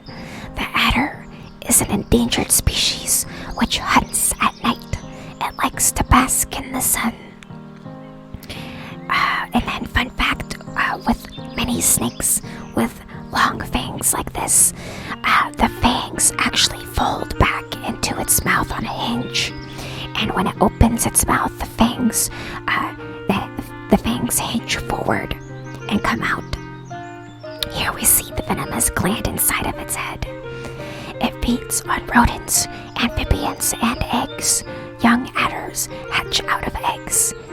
They hibernate during the winter. Okay, so before we go up on this little elevator, let's see that we didn't miss anything down here. Oh, a badger. I love badger. Who remembers that meme? Badger, badger, badger, badger, badger, badger, badger, badger, mushroom. Mushroom. That's a throwback. That's like... let me know if anyone knows what I'm talking about here. The European badger has black stripes, small ears, a coarse, bristly fur, and paws with large claws. It is a mustelid predatory mammal. I wonder what mustelid means. It is omnivorous and lives up to 15 years. Oh, that's a long lifespan. It digs out an indented burrow where it sleeps. This burrow can be up to 5 meters deep. Sometimes badgers share their burrows with foxes. Oh, that's so cute. I love that communal living. It's very clean. Yes, core memory unlocked. I remember. I'm glad. That's from the meme vault, you guys. That's pretty old. Don't cite the deep magic to me. I was there when it was written. Okay, I get it. That that was a Lord of the Rings reference. Oh my god, Rev. Is that why your name is a reference attack? Because you always attack the chat with references? LOL. What is this? A slug? What is that? Slug. A slug's body is covered in slime, and I guess it breathes through its skin, through pores. It has sensory tentacles in front of its face and eyes on stalks. I guess they're called tentacles. Look at that. This is cracking me up. It's a list of enemies: hedgehogs, birds, amphibians, and rodents. What? It's not Narnia. I swear to God. Wait, is it Narnia? Oh my God. What? Pixel, are you trolling me? I swear to God that was... I swear to God that was a Lord of the Rings. Lord of the Rings was I am not a conjurer of cheap tricks. Dude, what the heck? Okay, okay, wait, no, you're right. I think that's like the lion says that, right? The lion's like, I was there when it was written. I forget what Narnia was about, to be honest. I don't remember anything, to be honest, from the movies. I probably should like rewatch it. I remember it was like pretty cute. There was like 3 films, right? Anyways, it feeds on leaves of plants and fungi. It belongs to the class of Gastropoda. The Spanish slug causes damage to crops. Honestly, a lot of slugs do.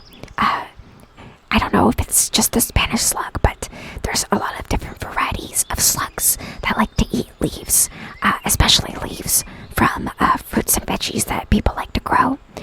It cuts its food with its tongue. Guys, look at how jagged the tongue is. That's crazy. Slugs are genderless, therefore any slug can lay eggs. That's cool. Eggs are laid into the soil. That's very cool. And then what kind of mushroom is this? The Asian says it to the white witch. Wait, what? Oh, Aslan. I like misread that as Asian. I'm like, what? Yes, Aslan says it to the white witch. Oh my God, I love how I'm like, oh wait, I know that reference, Rev. And I like literally did not know the reference. But whatever. Same genre, fantasy. Dax is dead. Here we see has a brown round cap. Okay, so the stems are called stipes. It releases spores, and the root system is called mycelium. Slugs feast on mushrooms. I wonder if it shows mushroom soup that this bay bullet is edible. How does the bay bullet grow? It is an edible mushroom, dependent on forest trees. Its mycelium is interconnected with tree roots. And a diagram of mushroom drying. So there's actually there's so many cool documentaries on fungi and mushrooms, and I highly recommend watching them because they're so interesting. Because there are many species of mushrooms that are dependent on even just like one species of tree. And if that species of tree disappears, so does the mushroom. So it's very interesting how interconnected they can be. Oh, I just dropped all the blueberries. Oh, they're growing back. Look at that. Do you see that? Let's see this. Are those blueberries? Oh, take a closer look. The fungi expert was a fungi. And it doesn't get me. I get you, Ref. Isn't that what that is? I was making a joke. I was just making a joke because you say a lot of references.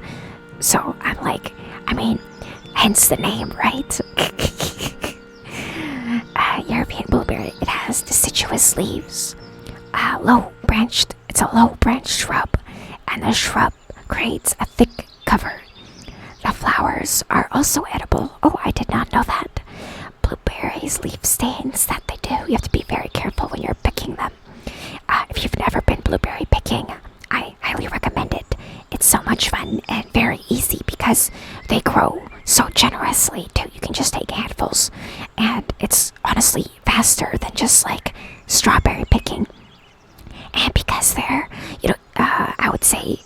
They can be up to eye level. You don't have to bend down that low.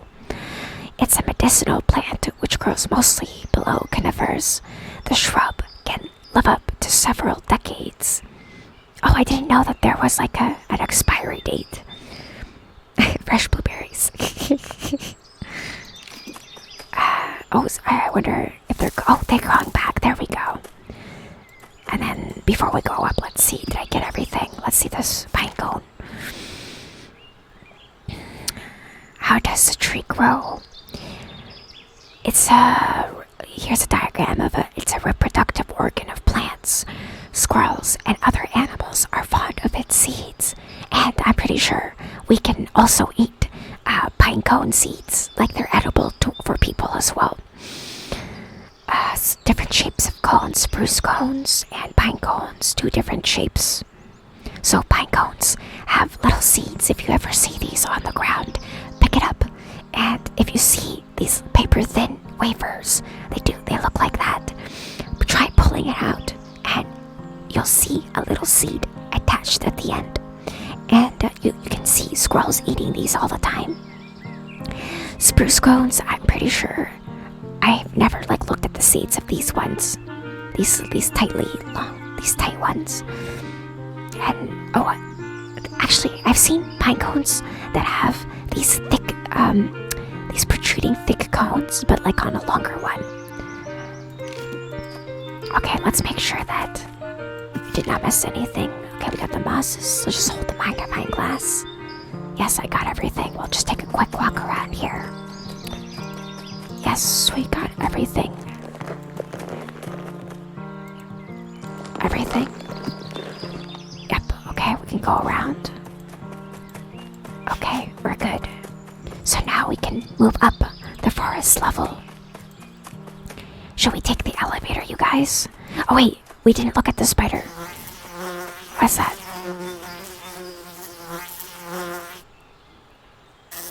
Is the spider gonna eat the fly? Oh, it did, you guys. Oh my god. And that's why spiders are very important and I don't kill them when I can. Here we have a cross spider. Front mandibles. The abdomen is round and behind. Has a cross pattern on its body. And the cephalothorax is the mid-body. Mandibles with venomous chelicerae or chelicerae. I'm not sure. So I'm guessing they have poisonous tips, or you could see the inside of where the poison is stored. Cross spiders is a frequently occurring species. It inhabits mainly forests and gardens, living up to 3 years. Oh, spinnerets. Here are the signature lines. That's true. Many different spider species have different kinds of webs. So if you see a certain kind of web, you can sometimes tell what species lives around there. Cross spiders weave distinctly orb webs. When a prey catches in them, the spider runs to it and kills it with the venom from the chelicerae. Yes, spiders are great. I don't like spiders. Honestly, Rev, as somebody who loves bugs, because I love insects, right? But the only bug that scares me is spiders. So if a spider lands on me, I will scream. But if I just see a spider in my room, I will grab a cup and a piece of paper and take it outside, because I know how important they are with eating things like mosquitoes or aphids in the garden, things like that. And generally, they leave people alone, right? So common house spiders are generally okay, but I still don't like them either, Rev. So, but for example, I do have a couple of tarantulas in my curiosity collection, dead ones, and also tarantula molt. One of my teachers in school knew that I was into this sort of thing, and she had a friend who had a pet tarantula, which, fun fact, tarantulas molt their skin as they grow bigger. So when their pet tarantula molted their skin, they gave it to my teacher, because she wanted to give it to me as a present. Isn't that so nice? I will never forget you, Miss Joseph. Miss Joseph was my favorite teacher ever. She like totally got me. That was like the best like present I've ever gotten from a teacher. A tarantula skin. So here we have a common heather diagram. Flowers have different hues. And heather honey, I'm pretty sure this is a type of herb as well. Heathers used to be added to beer. That's very cool. And it can be used as a fabric dye. Here we have a diagram of deer grazing on it. Common heather is a low shrub, 20 to 50 centimeters high. It grows in light forests at moorlands and bogs. Should we do we look at this? Yes, we looked at the moss. Oh, there's something sleeping up there. I wonder if we can see it by going into the... Hey, look at that. Oh, we're going all the way up. We're going all the way up, you guys. Where are we going? We're going to the very tippy top of the tree. Oh, it's a... What is that? Oh, it's a bird. What kind of bird is it? It's a common buzzard.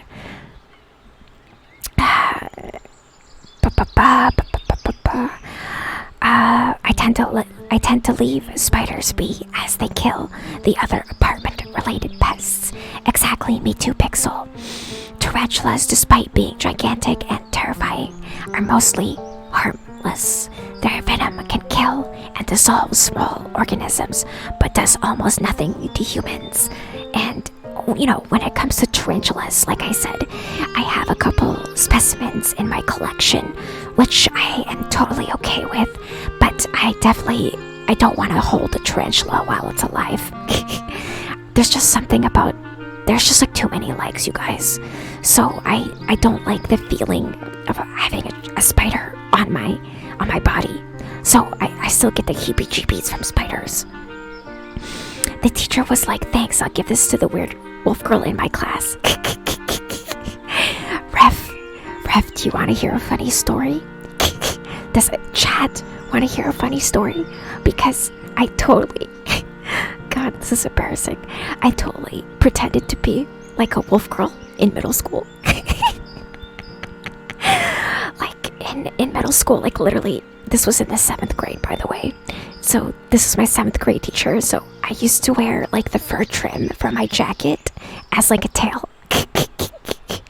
And I would pretend to be like a wolf girl. So literally, ref, you're very accurate. The teacher literally was like, I'll give this to the weird wolf girl in my class. You don't say. Guys, I'm cracking up. I need like a drink of water.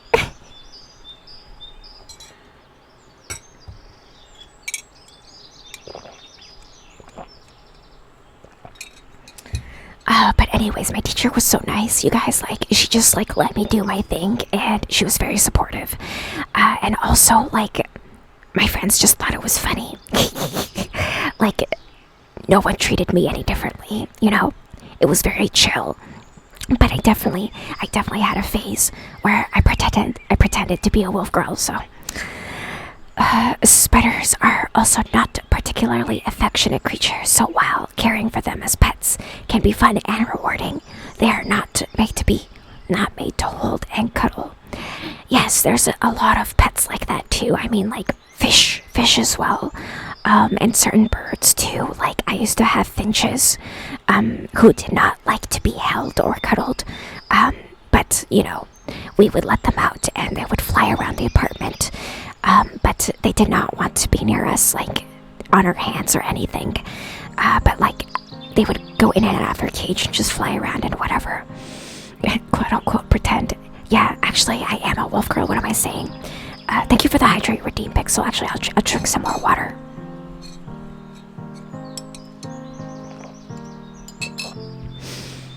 And also, let me just, okay, I'll read this and then I'm gonna take a bite of food because I'm kinda hungry. So here we have the common buzzard. The buzzard's wings can be up to 130 centimeters. Here we see a close-up of its talons and the buzzard's silhouette in flight. It is a bird of prey which feeds on rodents, birds, and amphibians. It lays 1 to 4 eggs in a nest up in a tree. So I'll take one more look at it. Look at that. How cute was that, this little elevator? Can I look at the acorns up here? No, it's just the bird. Okay, so we're gonna go back down and let me take a bite of food.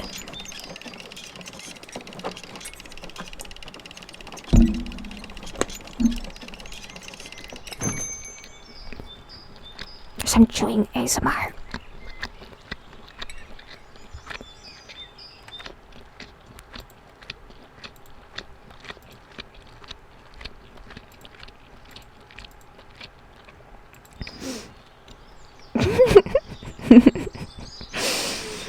Sorry, is it like really loud? I'll like lean back.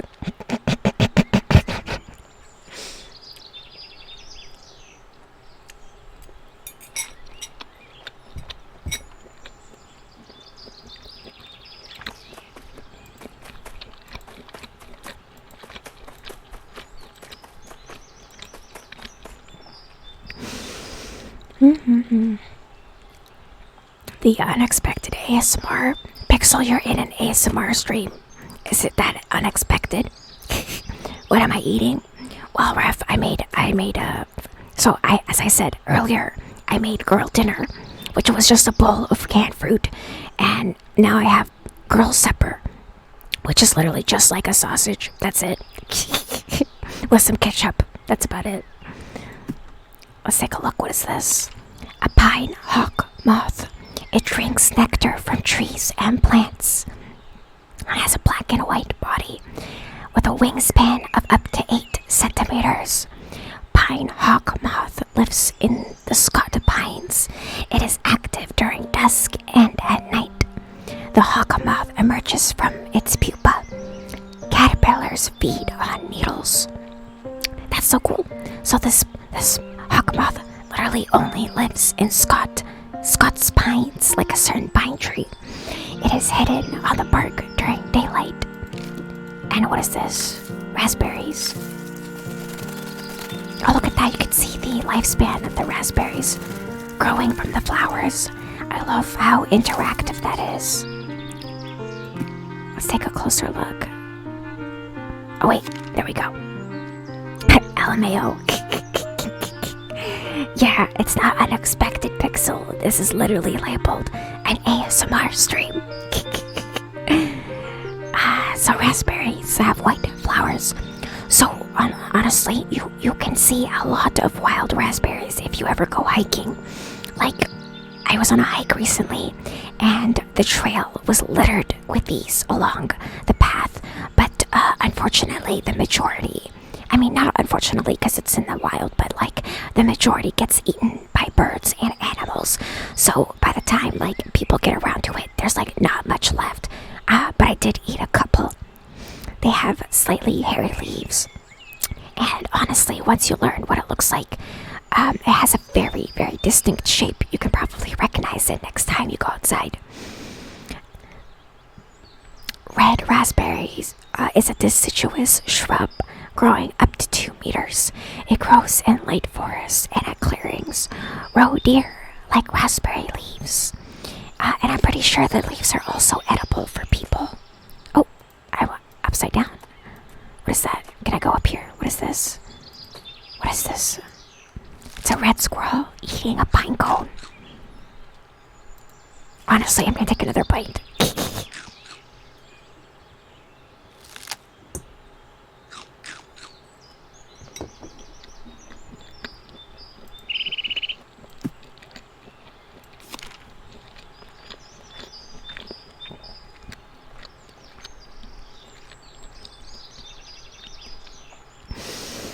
So, here we have a red squirrel. Red squirrels are so cute. Its shaggy ears become bigger in winter. I did not know that. I know that they have like long tufts on their ears, but I didn't know that they get bigger in the wintertime. The color of the fur varies. The shaggy tail helps to maintain balance. The The squirrel is a rodent. It feeds on seeds of cones, on nuts, and bird eggs. What? I did not know that they eat eggs. What? So it's I guess, is that an omnivore? That's so what? I did not know squirrels eat eggs. It builds its nests not only in tree hollows. The nests consist of moss, leaves, grass, and bark. And on it, sad fact about red squirrels is they're yo. What rep? The egg thing. Yeah, I know. That's so weird. I didn't know that. But sad fact about red squirrels is, in comparison to black squirrels, black and gray squirrels are extremely territorial. So the red squirrel is a lot less common because of that. And I believe black and gray squirrels are not native to Canada, whereas the red squirrel is. But unfortunately, because the black and gray squirrels are so territorial, you very, very rarely see red squirrels now. They're pretty uncommon here, to be honest. I've only seen like a handful in my lifetime, which is pretty sad.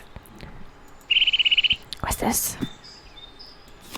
Eurasian nuthatch has an owl-shaped beak with a black eye stripe and blue-gray plumage, with black flight feathers and a dumpy body.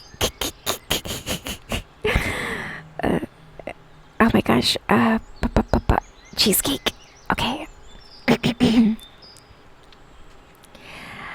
ada. Was that loud enough? Okay. Two howl redeems in a row. Cheesecake. Sarah, 2 howl redeems. Okay.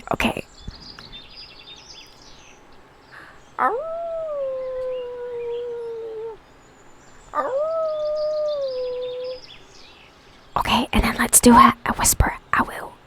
Oh wait, it was a howl and a meow. Okay.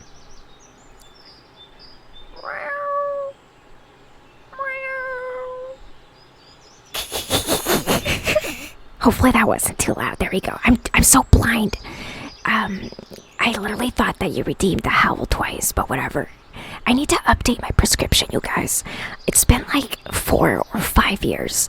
And I mean, if I'm misreading something that's like 2 feet away from me, I think it's time. Woo, exactly. Free howl. You're welcome. Just for you. Same, Anna, same. Honestly, man, like, it's just so expensive. Like, I remember the last time when I got my most recent glasses are the circle glasses that you can see in some pictures. That was like $300-400, like, for the frames and the lens together, which is very pricey. So, the Eurasian nuthatch. The nuthatch is a passerine bird. It seeks its food and bark cracks or underneath it. Oh, so passerine, I guess that means feeding among bark. The alarm call. Twit, twit, twit. Twit, twit, twit, twit. I can't do it. Twit, twit, twit. Twit, twit, twit. Bird call. Twit, twit, twit. Twit, twit, twit. It plasters the entrance into the nest with mud, and it climbs the trees head down. Parkour. Should we go up or just let's stay on this level maybe? Oh, it's a woodpecker. I know this. What kind of woodpecker is this? I recommend wear light or sunny if they ship to Canada. I got 8 pairs of glasses and a pair of sunglasses for $800, and I'm almost blind. And all the lenses were blue light and had a 3D filter add-on. Wait, what's like a 3D filter add-on? Not sponsored. But that's a good price, honestly. So honestly, Sarah, the only thing is like, I prefer to try the glasses on to see how they look like while I'm wearing them, because there's like a good chance that like I just don't like how it looks, and then what? Twit twit twit, and talking to the chat in bird speak. use any for cheap prescription glasses. Yeah, like if you guys have any recommendations, you can honestly just post the link in the Discord, cause like I definitely need to like update my lenses. But you know what? I really like my current frames. Like my circle frames are like they're my favorite. So I'm still gonna have to like update the lenses if I want to keep wearing them. Like sunglass attachments that works for 3D movies. That's so cool. What the fuck? I've never heard of that. So, Cheesecake, so like you just wear the 3D filter for the movies? That's so cool. What the heck? Go see an optometrist first. Oh yeah, absolutely, Rev. I definitely need to get my prescription updated. I'm nearsighted, but I forget, like I was like 0.3 or something. I don't know, it's been a while. So this is the great spotted woodpecker. It has a pointy beak, which it used to drill into the bark. It nests in tree hollows, and it is omnivorous. It has a red spot under its belly. The woodpecker lives in forests, parks, and gardens. With its long tongue, it extracts grubs from the trees. The woodpecker climbs trees horizontally, and very common here. I see them all the time when I'm going on walks. Oh wow, look at that. An owl. And some kind of beetle. Hoot, hoot, hoot, hoot. What kind of owl is this? A tawny owl. Yo, who here ever read The Guardians of Ga'Hoole? Does anybody know what I'm talking about? That was like such a good series. I was obsessed. It can turn its head around almost 360 degrees and has dark eyes and has short legs. It feeds on rodents and birds inhabiting tree hollows. It's a nocturnal bird. It lives in deciduous as well as mixed and coniferous forest, groves, and parks. And it has stripes on its feathers. And then what kind of beetle or bug is this? Oh. Acorn weevil. It has elbowed antenna. Whoa, what? Guys, look, it has like legs on its antenna. What is that? That's crazy. It has an elongated snout and strong spurs and legs. Here's a close-up of its head. That's so crazy about the elbowed antenna. It's a herbivorous beetle which inhabits forests with oak trees. Oh, actually, weevils are a problem because there's certain species that can just actually kill trees if there's too many of them. It has white grubs, and you will see laying its egg. A fertilized female bores a hole in an acorn. Then she lays eggs inside. Little by little, the grubs eat the inside of the acorn. Heading to bed. Thanks for the stream, Yuju. Good night. Thank you too, Jay, for hanging out with us tonight.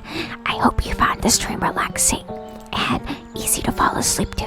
I hope you have the sweetest dreams. Bye-bye, and we'll see you in the next one.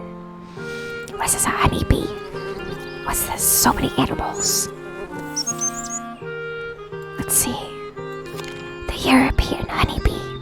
They have compound eyes, meaning they are made up of multiple little lenses. And it has transparent wings and a stinger.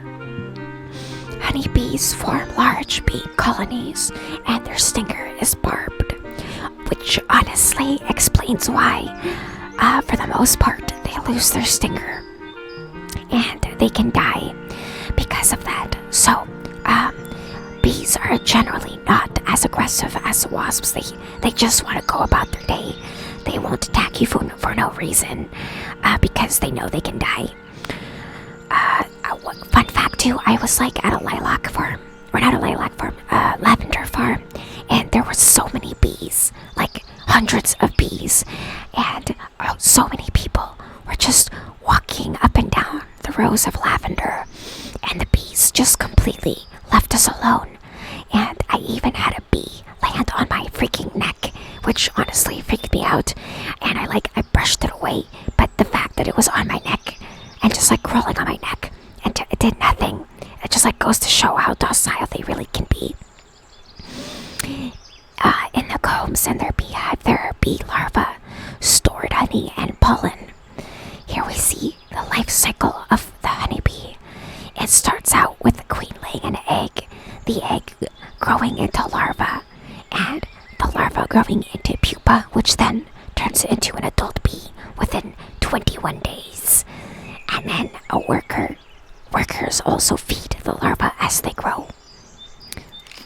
And I also believe that when a bee is born, it's born into depending on what they feed the bee turns into a different kind of bee. So it can be like a worker bee, or like a nursery bee, or like whatever roles. There's multiple roles bees have in hives, and depending on the food that they feed them is what they turn into. And what is this? Oh, honestly, you guys, I think there's something wrong with my mouse, because it double clicks when I click it once, and as you can see, it keeps like opening and closing the page really fast. I think I might have to replace my mouse soon. Here we have the European pine marten. Later that year, during International Bring a Shit Ton of Bees to Work Day. Yeah, bees are friends. Bees are friends. What is a pinnae? It has a large pinnae. What's a pinnae? It's a good climber and has a long, shaggy tail. The pine marten is a medium-sized mustelid predatory mammal. I gotta look up what mustelid means. It hides during daylight and is active at night. Its diet consists of small mammals, birds, insects, frogs, as well as bird eggs, various fruits, and honey. It's very omnivorous, has a very well-rounded diet. Now what's this? A gold crest songbird. Imagine if humans did that. Here, child, drink your babysitter juice because mommy needs a break. Reference, I have news for you. Because honestly, a lot of people have multiple kids and they turn the oldest child into the designated babysitter, or sometimes even, worse, the oldest child does co-parenting, and the parents are just very lazy and they make the oldest kid to take care of the younger kids. And so, you can hear stories of the oldest sibling not being able to experience childhood the same way like their younger siblings, because they were given a parental role from a young age, which is really sad. So the gold crest has yellow plumage on its forehead and wings, big eyes, and a black beak. It's so small, weighing only about 5 grams. It's the smallest European bird. Its song is usually Z, Z, Z. It lives mainly in spruce forests. It feeds on small insects, their larvae, and on the seeds of carnivorous woody plants. And look at the shape of their nest. Their nest looks so weird. Look at that. It's like a ball. It's like a dome. I wonder what that's made out of. Or what are these wasps? Look at that. Yo, this place is busting. What is this? Yes, the common wasp. The common wasp has hairless legs, black antennae, and warning coloration. It is equipped with strong mandibles. So yes, it can also bite you. Not just sting you, it can also bite you. It can use its stinger repeatedly. Honestly, wasps are a bitch. I hate them so much. I have been stung twice by wasps for no reason. So if I see a wasp, I will kill it. The wasp is a hymenopterous insect. It feeds on nectar, fruit, or meat. The nest consists of paper-like material, which is made of wood and saliva. I have slices of wasp honeycomb in my collection too. Wasps usually build their nests in the ground or in the vicinity of people. Unfortunately for us, the nest accommodates the entire wasp colony, up to 2,000 wasps. So the main reason why they're so aggressive is because around the end of summer slash start of the fall is when they stop production. So the wasps are literally bored and have nothing to do. Like, their role as a colony is over. The colony basically breaks up. So you see wasps just flying all over the place, and they just sting you out of aggression. Like, for no reason. Like, you could just be sitting down and they'll just land on you and sting you, which is crazy. Oh, let's look at this tinder fungus. I also have this in my collection. They're so cool. You can see them all the time when you go hiking. It can live up to 30 years. Wow, 30 years, that's crazy. As old as me, that's crazy. It's a wood decay fungus, which causes wood to rot. It grows on dead wood, and it was used to make hats in the past. What? It was so big. It was so big you can make hats out of it. Some of the bracket fungi are edible. Did you swipe right on it? On what? On what? Aphids. Okay, so here are the aphids we mentioned before. They usually form numerous groups growing just 0.2 to 1 centimeter. They suck the vegetable juice, or just like the liquid out of the juice. Or, sorry, the liquid out of the juice. The liquid out of the stem. Their natural enemy is the 7-spot ladybird.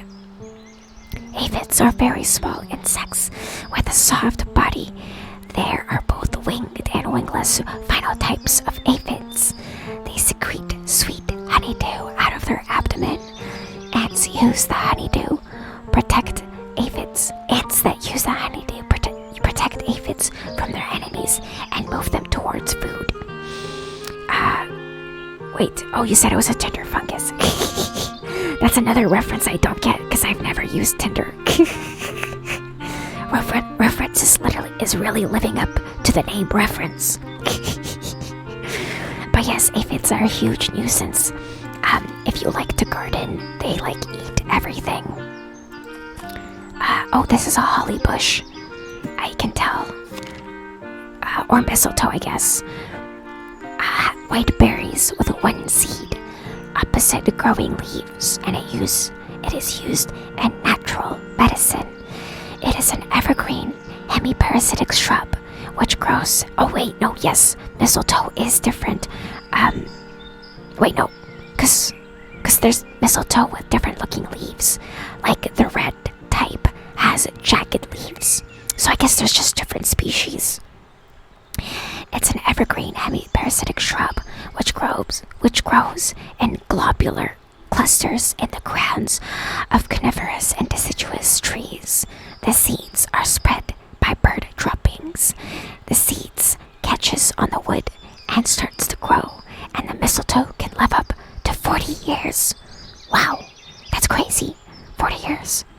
But yes, you probably know, like the winter mistletoe or holly, I guess, because because you know how you say kissing under the mistletoe, but they hold up a holly bush. I wonder why they mix those two up. Because holly has like red berries and barbed leaves. What is this? Little field mouse or bees. Let's see what kind of bird this is. A Eurasian jay. Oh, it's like a blue jay, but only partial. A jay's feather, blacktail, and orange-brown plumage. The young are fed by both parents. It chases invaders from the forest with its screeches. It feeds on acorns, beech nuts, hazelnuts, various berries, and seeds, and on the eggs of other birds. Damn, that's crazy. What's with these animals eating eggs? Like squirrels and birds that look like songbirds. That's crazy. I didn't know that. Did we look at this bat? I don't think we did. Let's look at this bat. Did we? I don't think we did. Brown long-eared bat has distinctive auricles. Auricles, I guess. Why is it called auricles? Is that just ears? And here we see how it evolved from its hand. The fingers got very long. Oh, I guess they're called toes. They became so elongated with their skin membrane spread out in between. And bats are the only mammals that have developed flight besides birds, which is very cool. Bats are mammals capable of flying. When in the forest, they often hunt even during daylight. They feed on insects. They live mainly in woodlands and are blind. I don't know. Oh, these ones are blind, yes. It uses its excellent hearing for hunting and it hibernates in the winter. Young bats grow up in colonies. And also, not so fun fact, they are like the #1 carrier for rabies. So, like, sometimes if you go out for walks at night, you can hear them flying around here, even in the city. So if you ever see a live bat, definitely do not pick it up, just because their rabies is so common.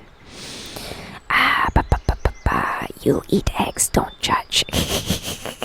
I love eggs, honestly, Ref. I eat eggs for breakfast like every day, but like in different forms, like scrambled eggs, boiled eggs. Honestly, actually, just those two ways. I don't really poach them, and I don't really do sunny side up. I feel like I have to wait too long for that. Eggs are loaded with protein and nutrients that they are. Yes, Sky Mouse, they're so cute. Humans can fly too. Yeah, but we didn't evolve flight. We invented it with planes and other ways of getting around. Hey, look, that's me. That's me. The yellow-necked mouse. Reddish-brown back and whitish belly. It can climb trees and has big eyes. Its tail is as long as the rest of the body. It is a medium-sized, active rodent living in forests, shrubberies, and avoids people and cropped land. It does not lie down to winter rest, and it usually has up to 4 litters a year. It feeds on nuts, acorn, and beech nuts. Look at that, that's literally us. That's literally us. We looked at the honeybee before. Did we look at the acorn? Okay, did we get everything here? Oh, look, a spider. What is this spider? Let's click on it. Oh, the crawling is giving me heebie-jeebies. I like to make micas like my mom used to make when I was growing up. What's micas, Ruff? Is that like an egg dish? I've never heard of it. Nursery web spider. It has little mandibles, light stripes on its body, and a very long abdomen. And it has 4 pairs of eyes. That's crazy. Oh yeah, 1, 2, 3, 4. This usual inhabitant of meadows, gardens, parks, and the edges of forests can grow up to 15 millimeters. For the mating, the male will bring a prey for the female. Look at that, it brings a present. After a month, the female creates a big round cocoon. Before the young hatch, she weaves a web nest among the vegetation. Oh, look at that. Look at this colorful songbird. Common chaffinch. The male is more colorful than the female, which is honestly true for the majority of birds. And it has a short beak. It is a small passerine bird which feeds on seeds. I gotta look up what passerine means. What is Can somebody check what passerine means? It prefers thicker vegetation. When on the ground, it skips or skitters around. Here's a diagram of it visiting a bird feeder and saying it's beautiful. The nest is built solely by the female. Oh, that's cute. I like how it has a recording of the actual bird singing. That's so cute.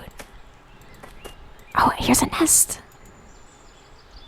What's in this nest? What kind of eggs are these? Cuckoo's eggs. Oh no. A passerine is any bird of the order Passeriformes, from the Latin passer, sparrow, and former shaped. Okay, so it's like a type of sparrow. which includes more than half of all bird species. Sometimes known as perching birds, passerines generally have an anisodactyl arrangement of their toes, 3 pointing forward and 1 back, which facilitates perching. Okay, so I guess the defining factor is that they have the 3 toes forward and 1 toe back. Because I know some birds, like a lot of parrots, have 2 toes at the front and 2 toes at the back. And I don't know what other varieties there are, but that's like the only other one I can think of. Cuckoos lay their eggs in other birds' nests. The host is typically the reed warbler, the robin, or the common redstart. The cuckoo egg is the first one to hatch. Then the little cuckoo pushes the other eggs out. The host will feed before it leaves the nest. So it's basically the cuckoo bird is a parasitic bird. As you can see, it pushes out the native eggs that are already in there, killing them, and it steals all the food for itself. So, I mean, you could say it has deadbeat parents. Like the parents don't do any parenting at all. So let's make sure we got everything on this level. Okay, I think we did. Let's just double check here. Okay, looks like we got everything here. And then double check over here. Because sometimes it can prompt us to look at the tree species as well. It looks like we're covered here as well. And now we got everything over here. Perfect. So let's just go all the way back to the left. Okay, we got everything. Deadbeat baby. Deadbeat parents. The parents are like, literally like, we're not doing this. We're not doing this job. Lichen. Rip up a few corn tortillas and fry them in some vegetable oil over medium heat. Break a couple of eggs and scramble until cooked. Serve with bread or eat with tortillas. Oh, that's so cool. So you put it in the egg mixture ref, I'm guessing. Like you mix it in together. Lichens have a long lifespan. They can be found almost everywhere. They can dry out completely. Lichens are a composite of algae and fungi. They are sensitive to air pollution and have various shapes. Here we have diagrams of tube lichen, beard lichen, and cup lichen. Honestly, they're very pretty too. Or is this another weevil? Come back, weevil. Large pine weevil. Again, with the elbowed antenna, that's interesting. Has a strong snout and it's dark brown with splotches.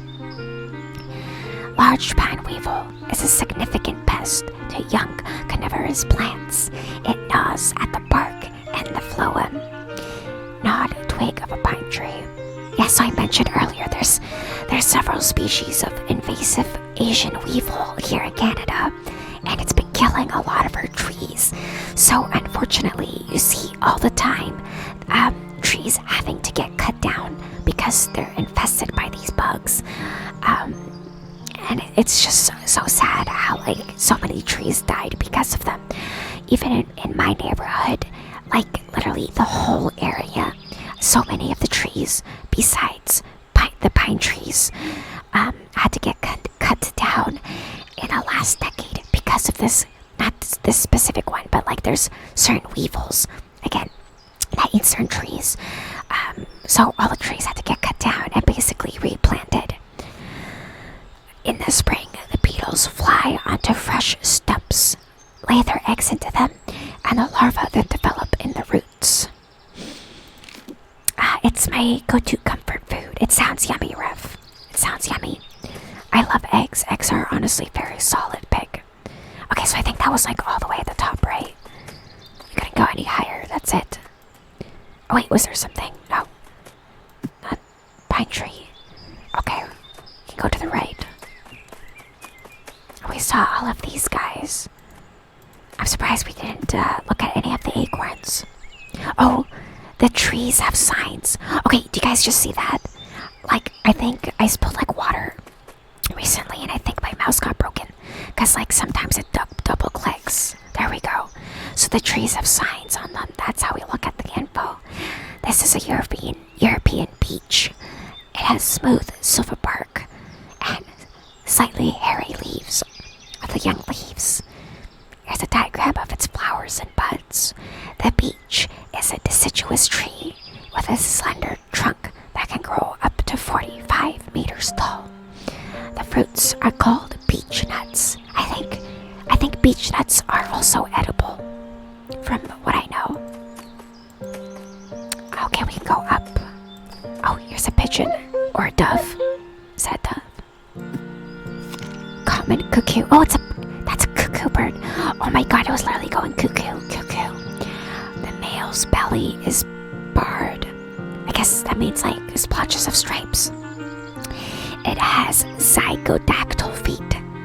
Okay, so I wonder if zygodactyl means 2 in the front, 1 in the back, or is that 2 in the front, 2 in the back? And it has a long tail. It likes hairy caterpillars to eat. It is a medium-sized migratory bird, and it can be found in all forests, including parks and shrubberies, arriving in May or April, so I guess they also migrate. Okay, so I think that's all of the forest. Let's check if we missed any of the other trees, because I didn't realize that the signposts... Okay, yes, here we go. Here's the acorn. Oh my god, there you go. See? It's weird. It's double-clicking my mouse. English oak. Here's a close-up of the leaf. You guys have probably seen this before. Hello, Thorn. Thorn, welcome on in. How are you? Thank you so much for swinging on by. How's it going, Thorn? So the oak bark has medicinal effects, and their fruits are called acorns. It has a deep root system, and you can make coffee from acorns. I didn't know that. The oak is a tall, deciduous, long-lived tree. Acorns were ground and roasted into coffee during wartime. I honestly would love to try acorn tea, just to see like what it tastes like. Norway spruce. I gotta make you laugh now. It's good. Play Diablo all day. I've been laughing so much, Thorn, honestly. I had to take breaks.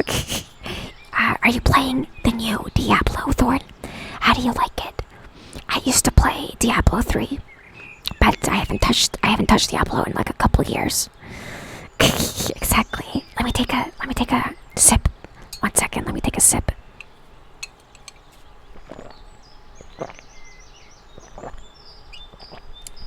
And also let me take a bite of my food. 1 second.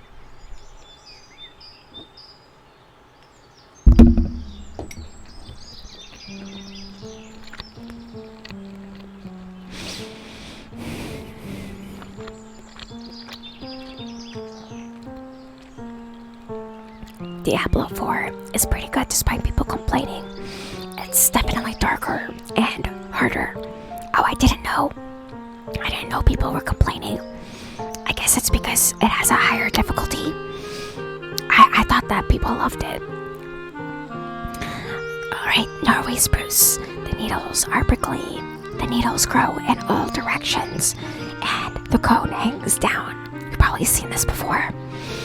The wood is used for paper protection.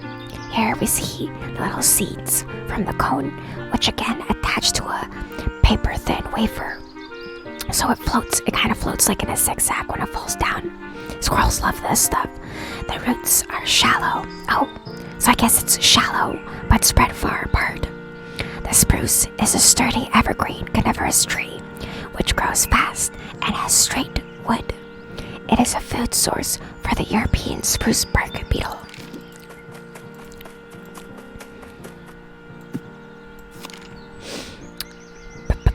DT3 has some hope. Diablo 3 has some hope, but Diablo 4 is bleak and depressing. LOL. Are there different levels of difficulty? From what I remember, I'm not sure. I don't remember Diablo being that difficult. thank you for the purr redeem. Let me purr.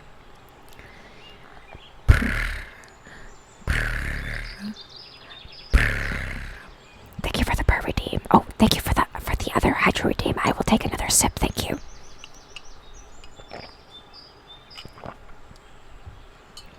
The Scots pine, look how pretty it is. It looks like a giant bonsai.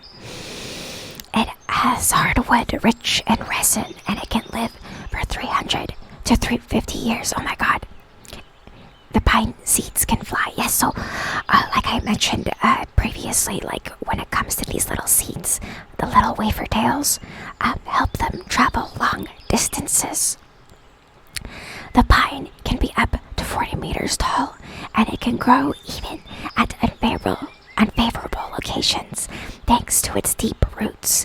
Pine bark is great for making bark boats. Oh, I guess they're very water resistant. Honestly, this looks like a bonsai tree too. Veteran Nightmare Dormant still the same in name.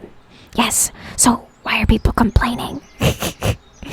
Why are people complaining? You guys are gonna make her pee her pants. I'm good actually, I'm good. Surprisingly, despite drinking as much water as I did, I'm not gonna pee myself. Okay, so we're just gonna double check that I didn't miss anything. I think I got all the trees. Because I didn't realize before that they had the signs on them. Did we get this tree? This tree's the same as the other ones. Yes, so the first one was the beach one. Okay, so we're done the forest. Oh, that's the index. Let's go back to, we're done the forest now. Now we're onto the pond, which has a lot of fun critters. Nerfs to damage and skills. Bonsais are just regular trees that are cut down to look like baby trees. Yes, they are, Rev. I just meant that it looks like one of the popular species that's used for bonsai growing. I actually used to have a bonsai myself, but unfortunately, I didn't realize that it didn't have any soil inside. It was just pure rocks. So as soon as the water, it evaporated, the tree died, within the week, because there was no soil. It was I don't know why grocery stores do this. A lot of them, they glue the rocks down, or they paint plants, or they just do weird stuff to the plants that they sell. And this is one of them. They basically glued a bunch of rocks inside of the pot, they planted the tree inside, and then just put a bunch of rocks with no soil, and it died. And then when I went back to the store, they were like, oh, you're supposed to dunk it in a bucket of water. And I'm like, you guys are insane. This is stupid. Anyways, okay, here we have a great heron. A very large, tall bird. The bill acts like a harpoon, and it has extended feathers on the crown of its head, and has a long, slender neck and long legs. Its diet also includes frogs. It flaps its wings slowly. Both parent birds tend the nest. A widespread species inhabiting areas with abundant food. In flight, the neck is folded in an S shape to resist drag, I'm guessing. And I guess storks do the same thing. Bulrush cattail. Flower heads with down. Yes, so you probably have seen this too. The leaves are used for making reed mats, and the down used to serve as a filler for duvets. It has a rambling rhizome, which is like a bulb, but for a root system, so you can replant this rhizome and it'll grow out of it. The bulrush is a 1 to 3 meter tall perennial marsh plant. It grows on the banks of ponds, in pools, and marshes. The fruit body looks like a sausage, but it's definitely not a sausage. Don't try to eat one of these. Oh, thank you for the Ada redeem. Ada. Oh, flowering rush. Pink flowers in the umbel. Pink flowers in the umbel. That's an interesting word, umbel. I wonder if that's the stem for the flower here, or if umbel is the term for flowers that ground like this. Here we have a close-up diagram of the flower and the seeds. The seeds take root on the muddy bottom, and the rhizome is edible. Oh wow, so you can make flour out of it. That's interesting. And has long leaves. A perennial wetland or aquatic plant, and it grows to a height of 50 to 140 centimeters. It multiplies by seeds and crawling rhizomes. Very cool. And what is that? We have some minnows, a little larva. What are these? Oh, mosquito larva. Boo, boo. I don't like mosquitoes. Look at that. They have breathing tubes in their butts. Look, they're hanging under the water, and on the surface, they have breathing tubes in their butts. They hang upside down from the surface of the water and have fine hairs on their body.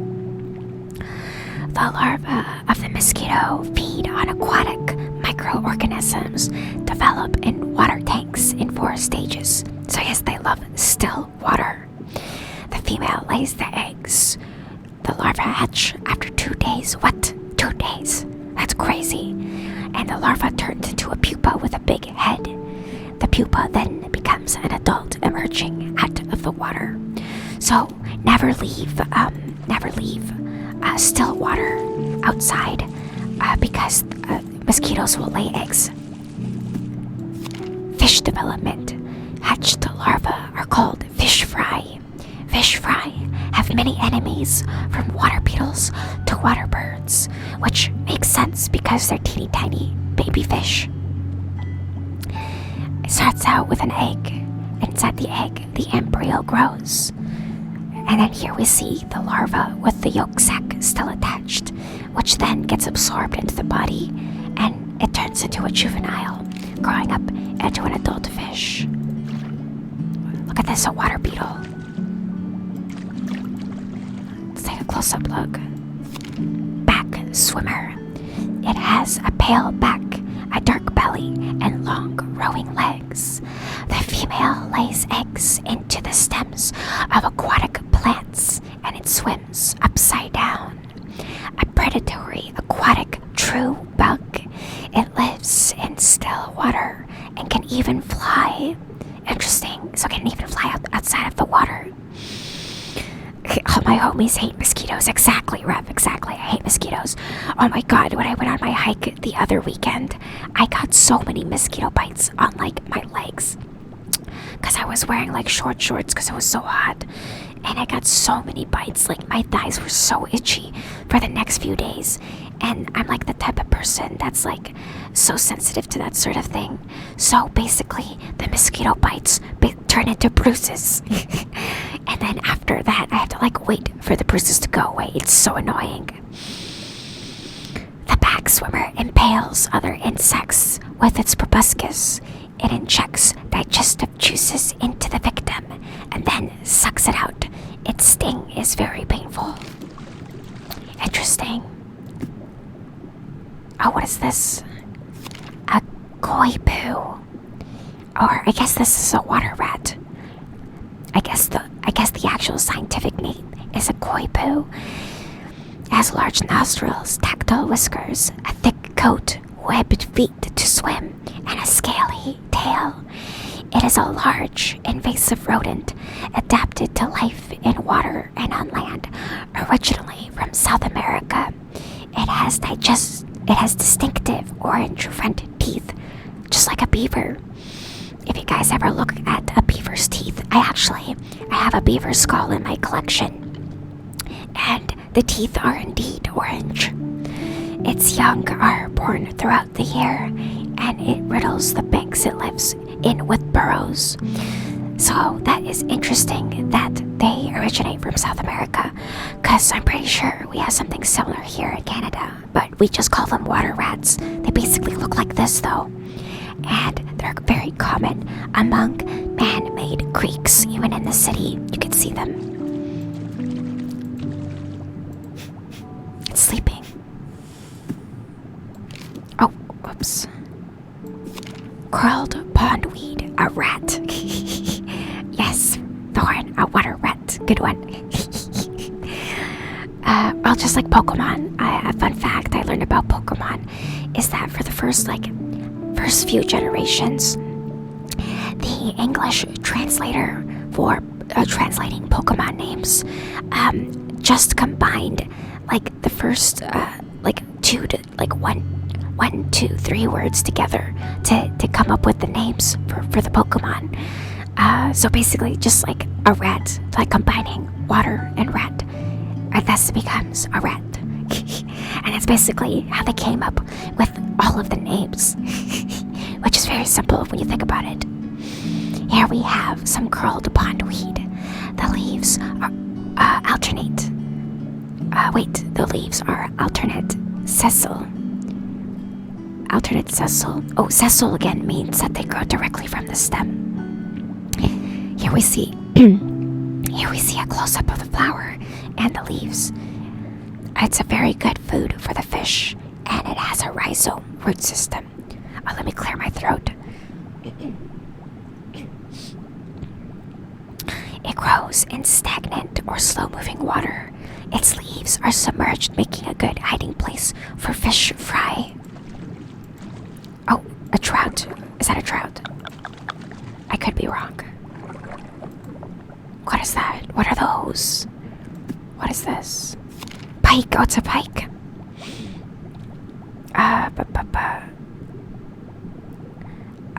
Makes sense. Charmander and Squirtle.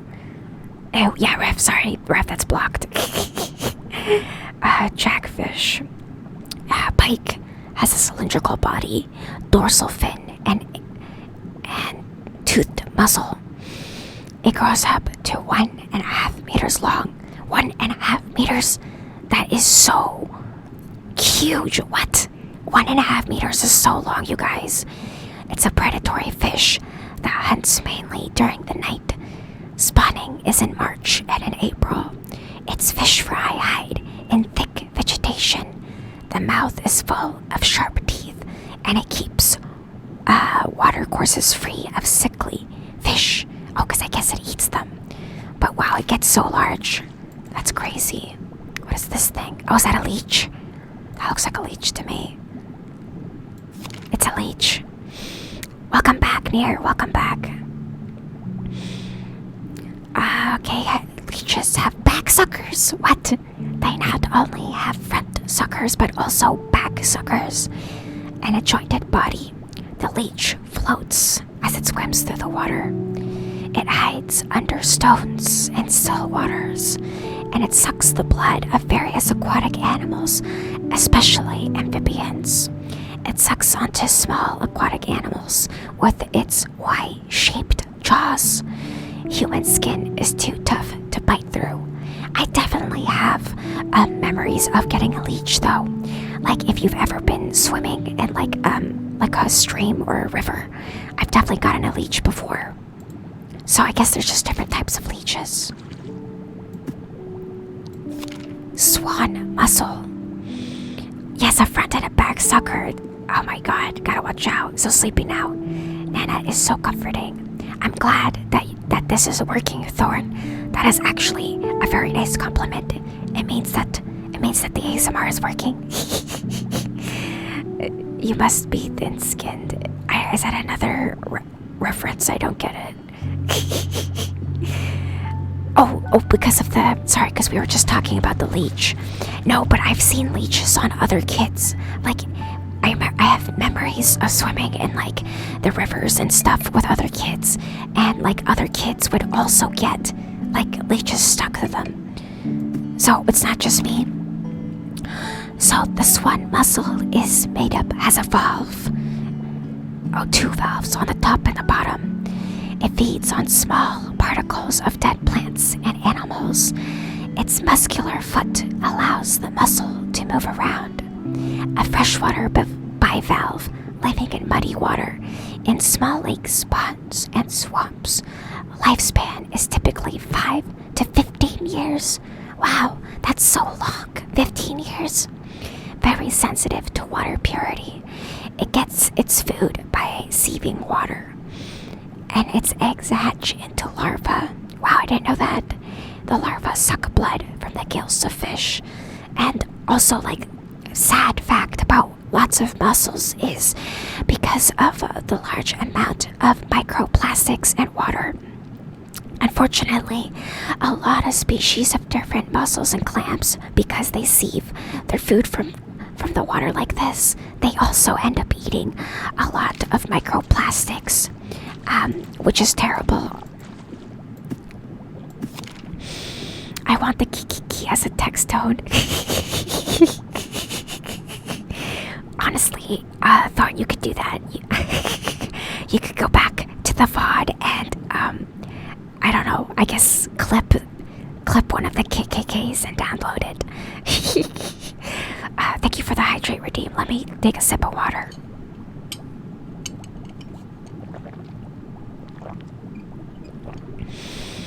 Did you ever watch Stand By Me, where they get leeches stuck on them? Yes, Ref, I actually watched Stand By Me. Like the ones where the kids find a dead body, right? So yeah, that's actually that's a good reference there. Like, that literally happened in the movie too. Because it happens, it literally does happen. That movie also gave me like nightmares. Because I watched it like way too young. I was like so little when I saw that movie. Water milfoil. The air grows above the surface. Inflorescence. Does that mean the flowers have inflorescence? Water veneer moth larvae eat the stems, and it has olive green leaves. It is a perennial plant, colonizing slow-flowering and stagnant waters with a muddy or sandy bottom, and can colonize the entire expanse of water. Look, it's pretty though. Oh wow, look at all this stuff. What is this stuff? What is this? Dragonfly larva. Here we see its feelers, eyes, thorax, and abdomen. They are predatory, can even catch a tadpole. Wow, that's crazy. They must be pretty big. What? They get only 44 centimeters long. Then I guess tadpoles must be very small, depending on the species. Because I've seen some pretty big tadpoles. The head can extend the lower labium. Wait, the head can extend the lower labium. Which part is the labium? It's not labeled here. The larva lives underwater for 45 years. What? What? The larva lives underwater for 4 to 5 years? That's crazy. And to put this in retrospective, you guys, fish like mosquito eggs, like, take 2 days to hatch, and their entire life cycle is within 21 days to get out of the water into a full-grown mosquito. Whereas a dragonfly larva takes 4 to 5 years to turn into a full-grown dragonfly. So next time you see a dragonfly, you know it's 4 to 5 years old already at the minimum. And after its last molt climbs to the surface, it changes into a dragonfly. That's crazy. Great pond snail. It has a right-handed spiral shell and a muscular foot and tentacles and a little mouth. A freshwater snail that inhabits ponds and lakes, and it can live up to 5 years. It lays 200 to 300 eggs. It feeds on algae and plants, and it has a breathing hole raised above the surface. In times of drought, it can seal its shell. Very cool. You can also own certain species of snails as pets, which is very cool. Freshwater sponge. The coloring varies depending on the surroundings. The green color is caused by algae. The shaded places, the sponge color is more yellow-green. Oh, interesting. And it grows on stones and aquatic plants in still waters and in slow-moving rivers, growing up to 100 centimeters, feeding on protozoa and plankton. Some larvae feed on sponges. Very cool. What is this? I want to know what that is. I guess we'll never know. Oh, what is this fish? This fish is like, don't touch me. of fish is this? It's a carp. Anybody here played Animal Crossing? Oh wait, no, I'm thinking of bass. Sorry, this joke doesn't make sense. Anyways, the carp has whiskers, a ventral fin, anal fin, tail fin, dorsal fin, and gills, of course, a freshwater fish. It lives in ponds and lakes, growing up to 100 centimeters and weighs up to 30 kilograms. I still played. Oh yeah, you played it. Again, I mentioned I feel like I need to crack open Animal Crossing again on stream and give away all of the flowers I grew, because my entire island is just covered in flowers, so there's no space for anything. I need to clean it up, and I think the best way is if I just do a gigantic giveaway where people can just come in and take whatever they want. Is it a magic carp? Good one, Rev. The circles on the scales act like tree rings. Oh, that's so cool. I wonder if that's like just carp or other fish too. An omnivore, eating small animals and water plants. Fried carp is a popular dish. That it is. Does anybody here go fishing? I like fishing. It's fun. The last time I went cottaging, I went fishing with a friend who was like, he's like an actual fisherman, like super into it. And guess what? I caught more fish than he did. And then we ate them after. Here we have a catfish. It has 3 pairs of whiskers, look at that. And its anal fin extends its entire bottom half on the bottom right half of its body, and its skin is without scales. That's cool. So it's just like a slimy body, I guess, growing up to 2 meters long. That is insane. Do you guys know how that's taller than me? Like if I was standing next to a catfish, because I'm pretty sure 2 meters is pretty fucking long. One of the largest European fish. Its lifespan is honestly, so that's interesting. Also, I didn't know Europe had catfish. I thought catfish was like a southern thing, like in Southern America and like in the South of America as well. Its lifespan is Its lifespan is anything up to 40 years. What? That's crazy. It lives in large muddy watercourses and it hunts by night. An adult individual feeds on birds, fish, and bugs. The catfish guards its nest full of eggs. Catching a catfish is quite difficult. Actually, fun fact, so the best way to catch a catfish is actually by grabbing it with your bare hands.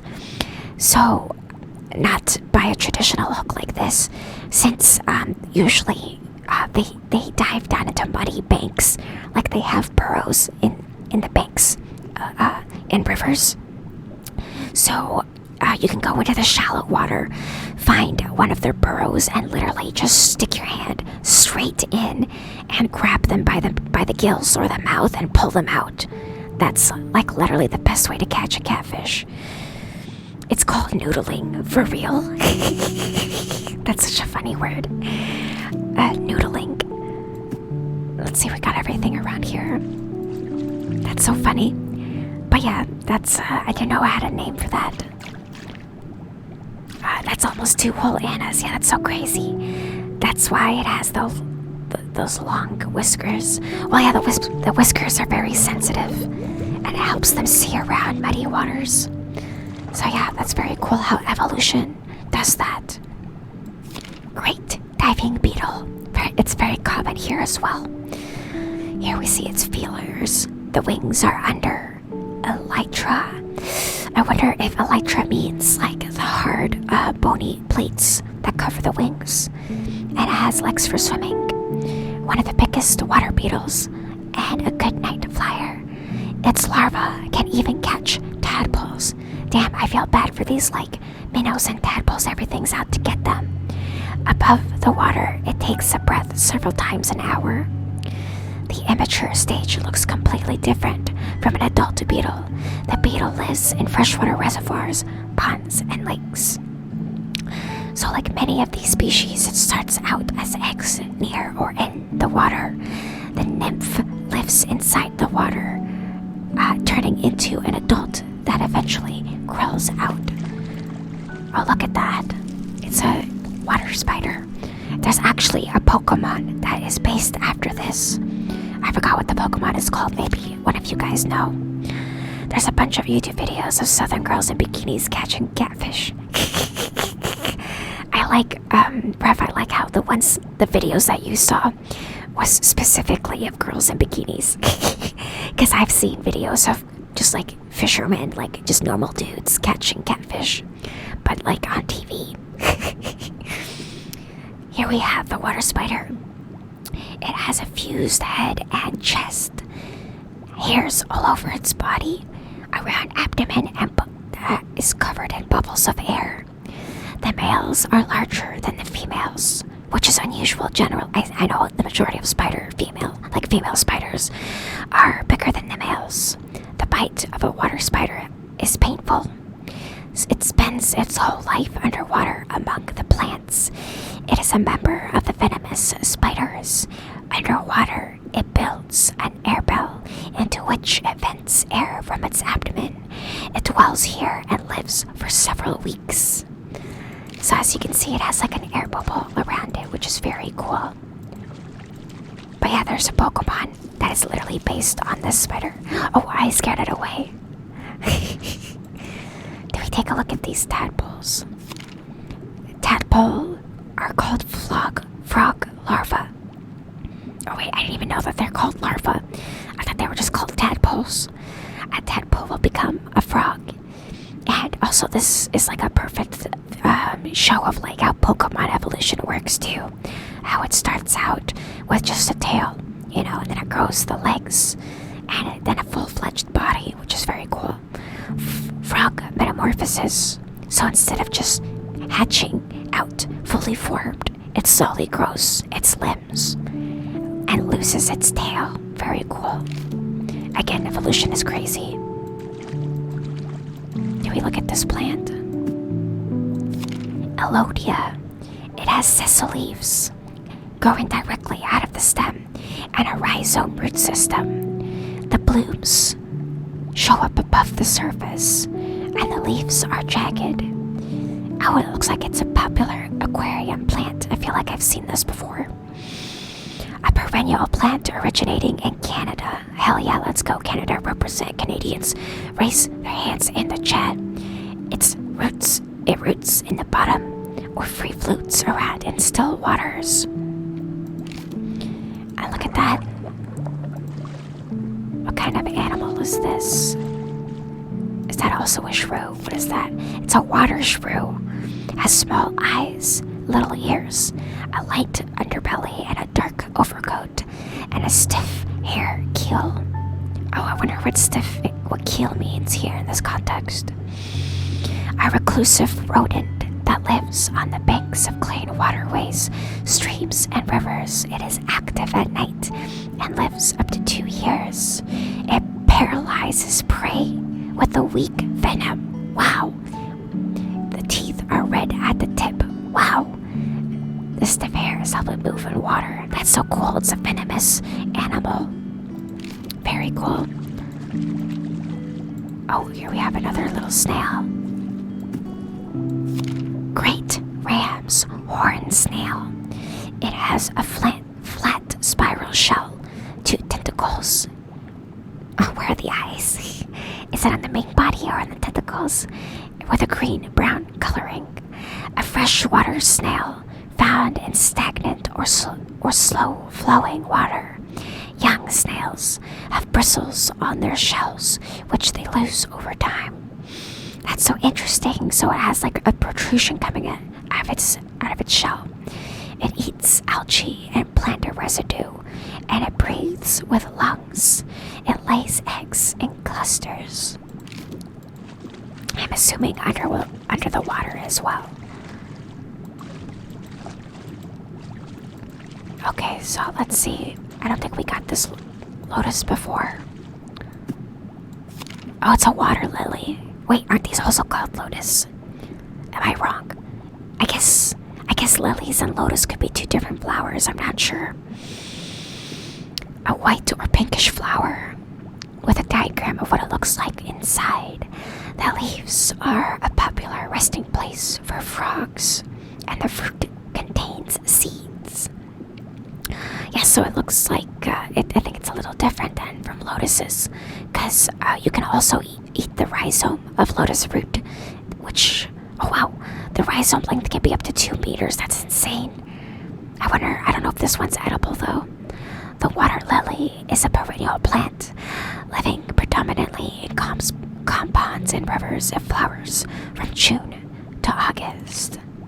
Very beautiful. Oh, look at that, babies. Oh, look. The parrot is feeding them. What kind of bird is this?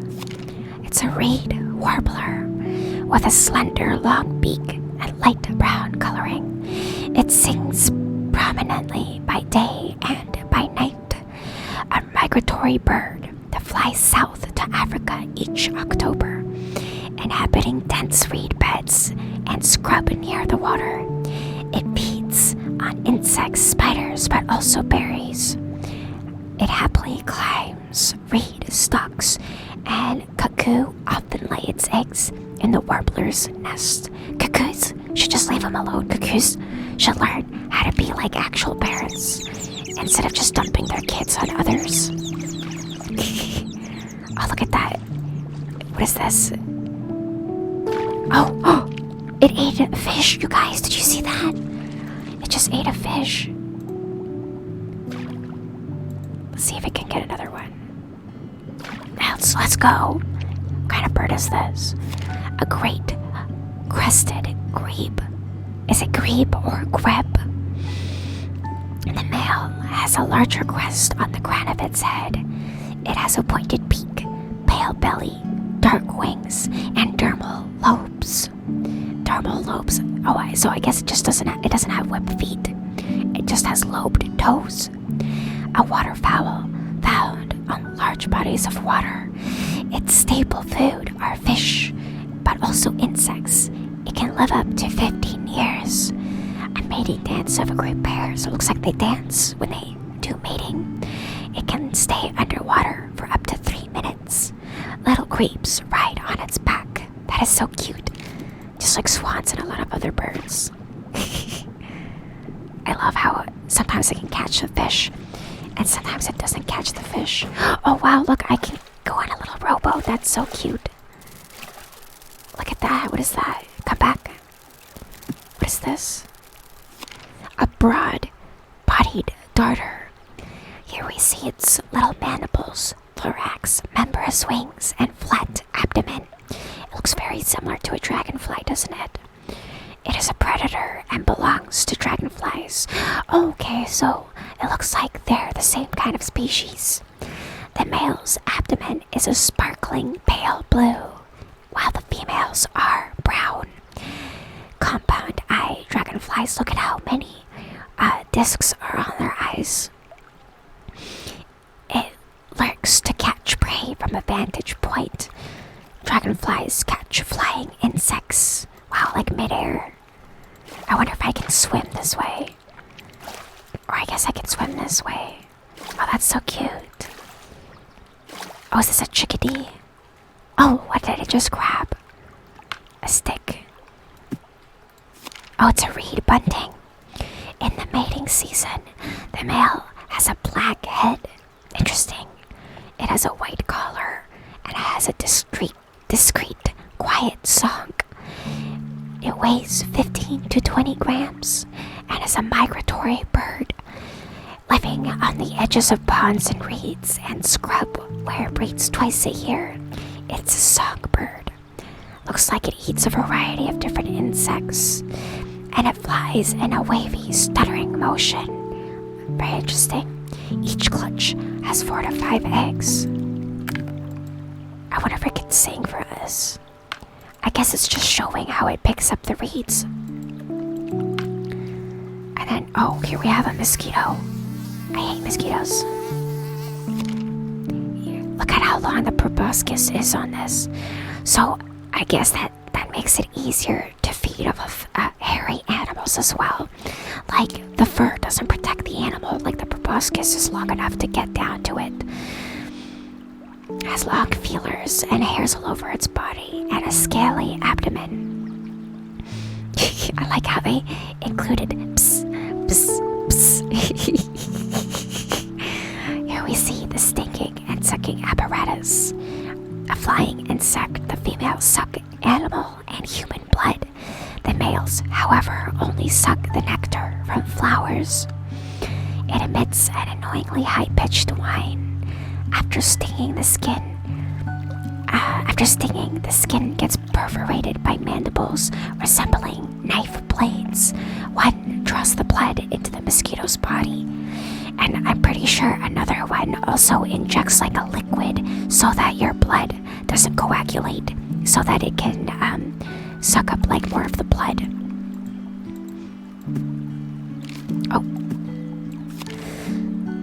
He's gonna take the stick to Becky. Hopefully she lets him smash. Oh my god, reference. Here we see the water crowfoot's white flowers. It kind of looks like clovers, found in stagnant and slow flowing waters of fish ponds, pools, streams, and channels. It can cover an entire river. Flowers bloom from May to August. The leaves have 2 types. Oh, look at that. The growth creates a haven for fish. Yeah, it looks like the leaves can come in a tendril form, which would come with a lot of good hiding places, I would assume so. Right back in the water. What is this duck? Oh, look, I love how the duck also goes underwater. It's some kind of anticoagulant. Yeah, exactly. Oh, see, my mouse is definitely broken. I click things once, and instead of clicking it once, it double clicks, and it started doing this like a couple days ago. I don't know why. Here we see the common mallard. You've probably seen this before, because this is also present in North America, not just Europe. Here we see the male and the female and the differences here. A water bird, the male is very different from the female. Speculum. What is the speculum pointing to? The back? It feeds on plants and animals. Only the females tend to nest. Ducklings find food for themselves. Interesting, they just forage by themselves. Reeds. Oh, the ends of reeds are called panicles. It can grow up to 4 meters tall, and the roots consist of a rhizome. Found on the banks of rivers and still waters, as well as wetlands, where it produces reed beds. It has hairy nodes and makes a good perch for many birds. The reeds are usable to make hats. Yes, and I've also seen the reeds used to make things like baskets and bags as well. I love like the natural materials like that. Wait, can I touch this frog? What is this?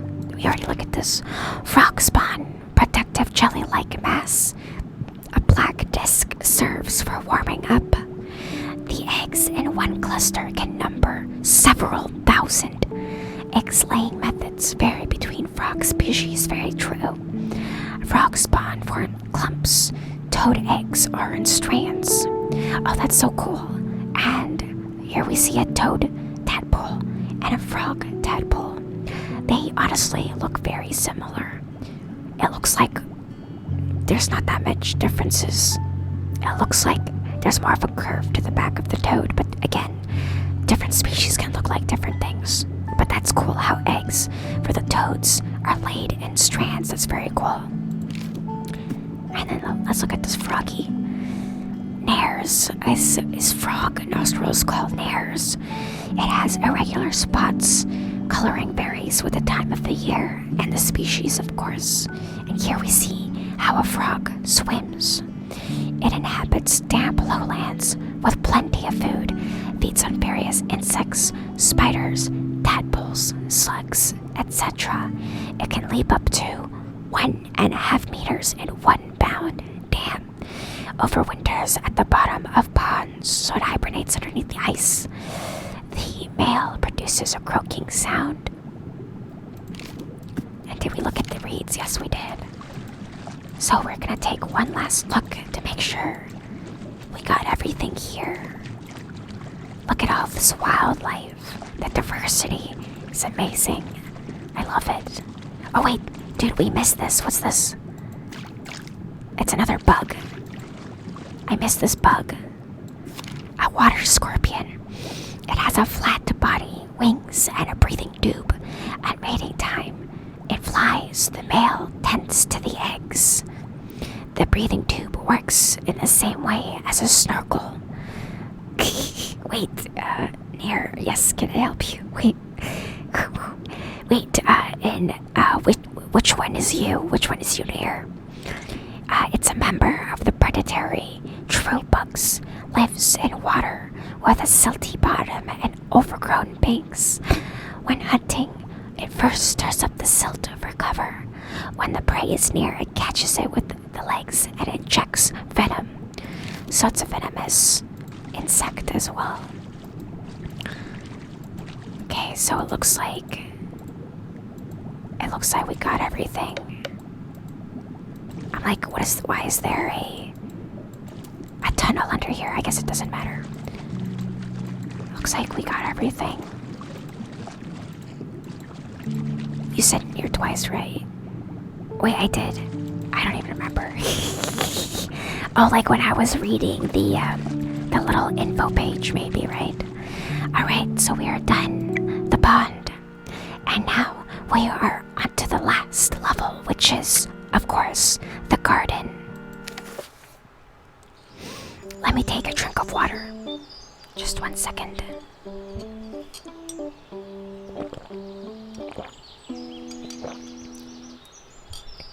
Just pulling your leg. Honestly, I have like really bad short-term memory. So like even if I say something in the stream, sometimes I just I forget it right away. Thank you for the hydrate team. Honestly, I'm gonna take another bite of food.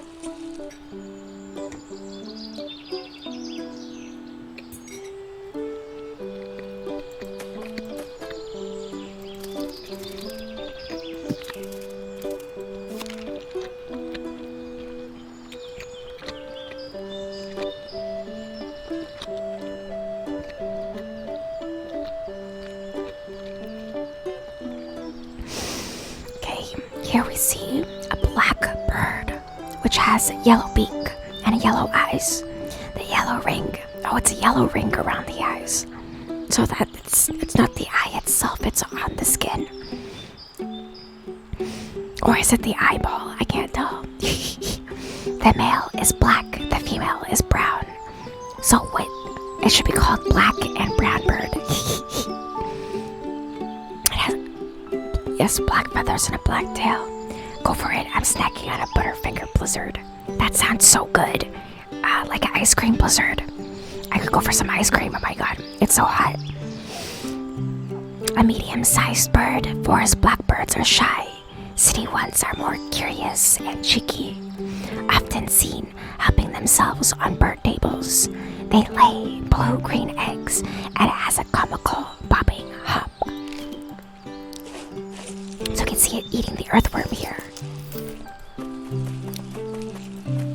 Let's just stay underground for now. Or you know what, let's just stay on the left side. We can check out the underground afterwards.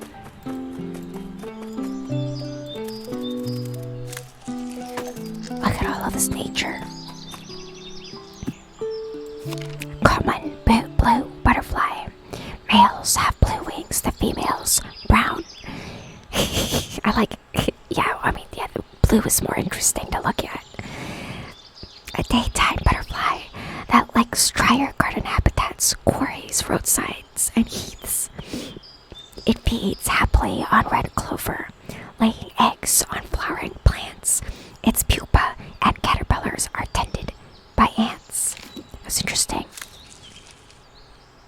What kind of bird is this? Goldfinch. Oh, we actually have a lot of these around here too. It has a red mask, yellow stripe, pinkish beak, slim body, and brown limbs. A songbird, the heaviest at over 16 grams, living in orchard meadows and gardens, feeding on the seeds of thistles seen here. Nesting season is from May to August, and it used to be kept in captivity. Oh, that's sad, because I feel like if you have a pet bird, you should at least let it fly around, you know? Here we see thistle, which is also an herbal plant as well. Not herb, but it is used in teas and things like that, like remedies. Pale purple flowers, spines all over its body, a grooved stem, and roots as deep as 70 centimeters. It is also called Scotch thistle. It has downy seeds, which are loved by goldfinches. It's a prickly plant, growing up to a height of 150 centimeters. It flowers from July to October, liking a well-lit location. And then, are these pears? Yes, here we have a pear tree. The fruit is a pear. The fruit is a pear. Also a palm. What does that mean? The fruit is a pear, also a palm. Like an apple, I don't know. The pear tree blossoms are white. The leaves tend to get attacked by parasitical fungi. The pear, in cross-section, you can see the inside. The fruit-bearing deciduous tree lives for up to 200 years. Wow.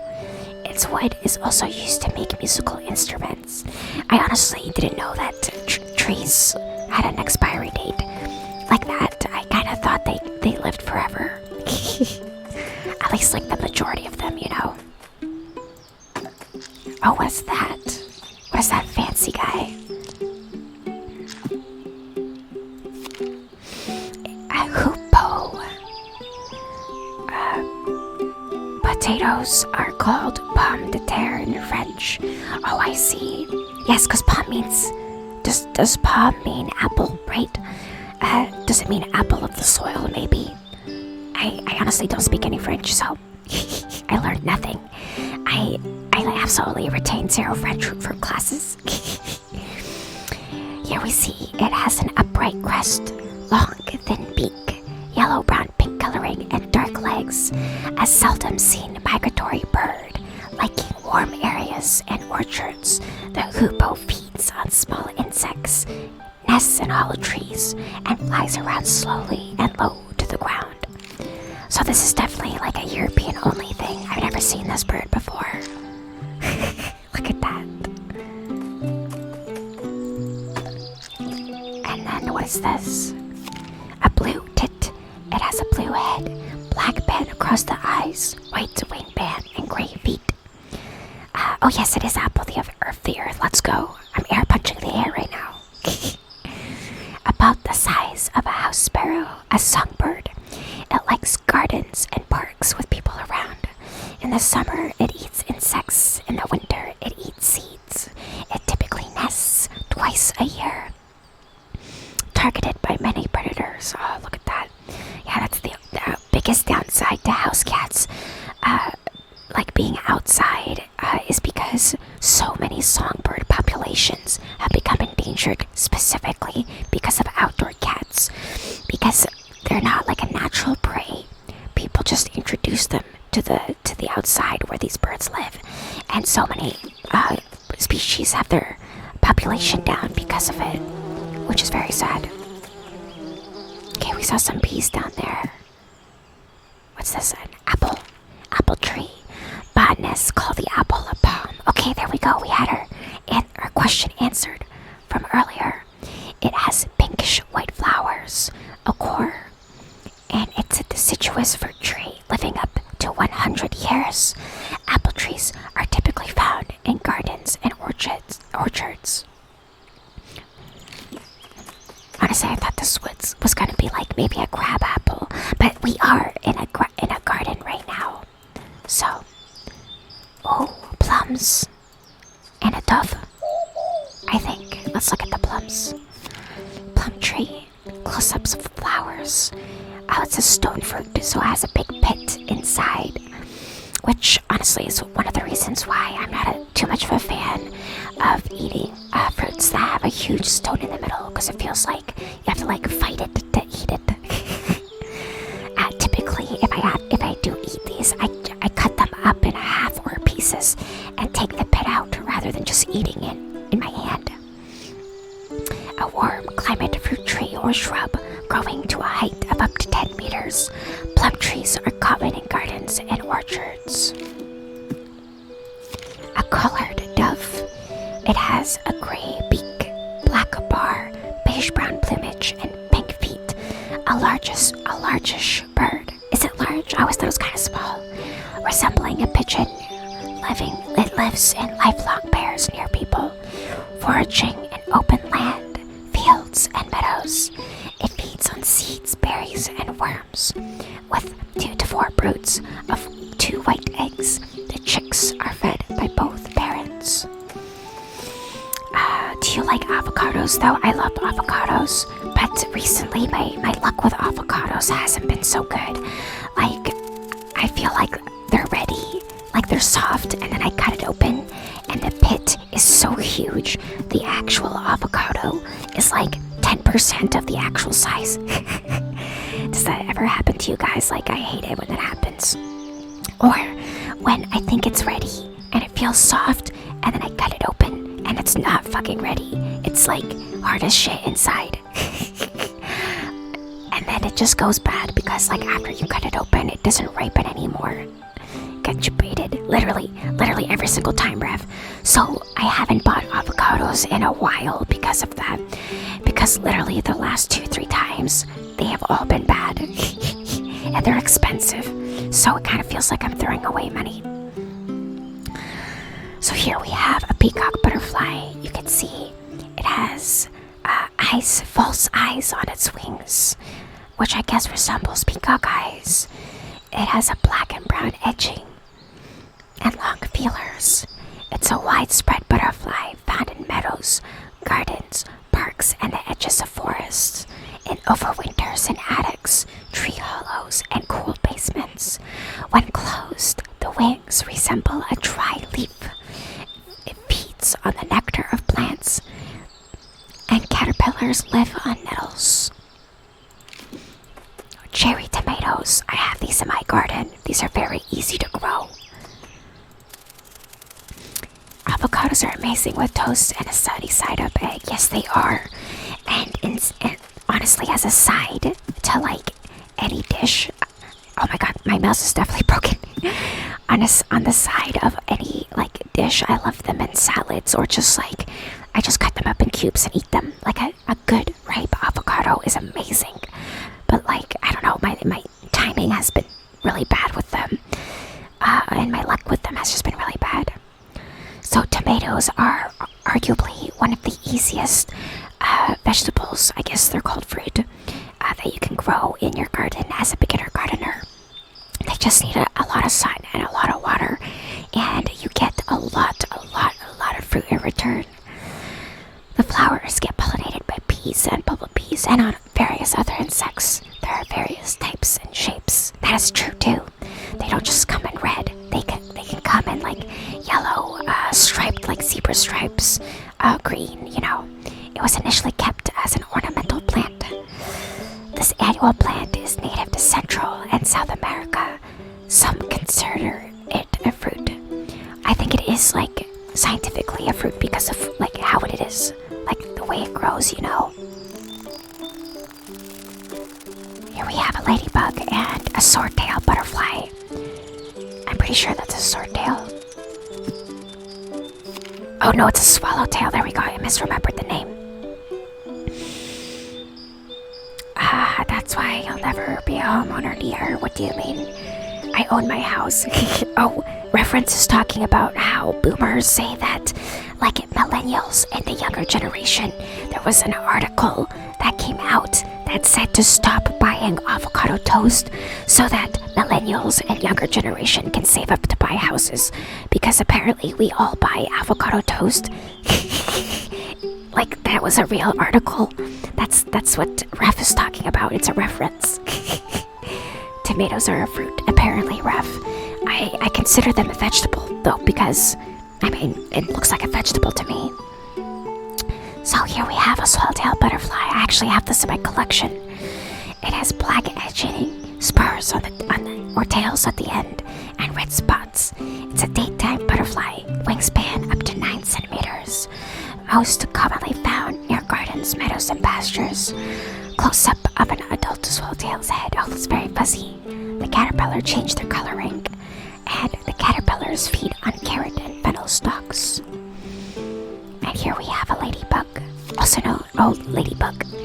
Here we see their feelers, legs, red elytra. So is elytra the hard shell over the wings? I'm guessing. Ladybird, fly away home is a well-known rhyme. I don't know that rhyme. How does the rhyme go? The ladybird larva is predatory. Oh, look at it, eats aphids. Let's go. Yeah, so ladybugs and its aphids eat, or ladybugs and its larvae, eat aphids.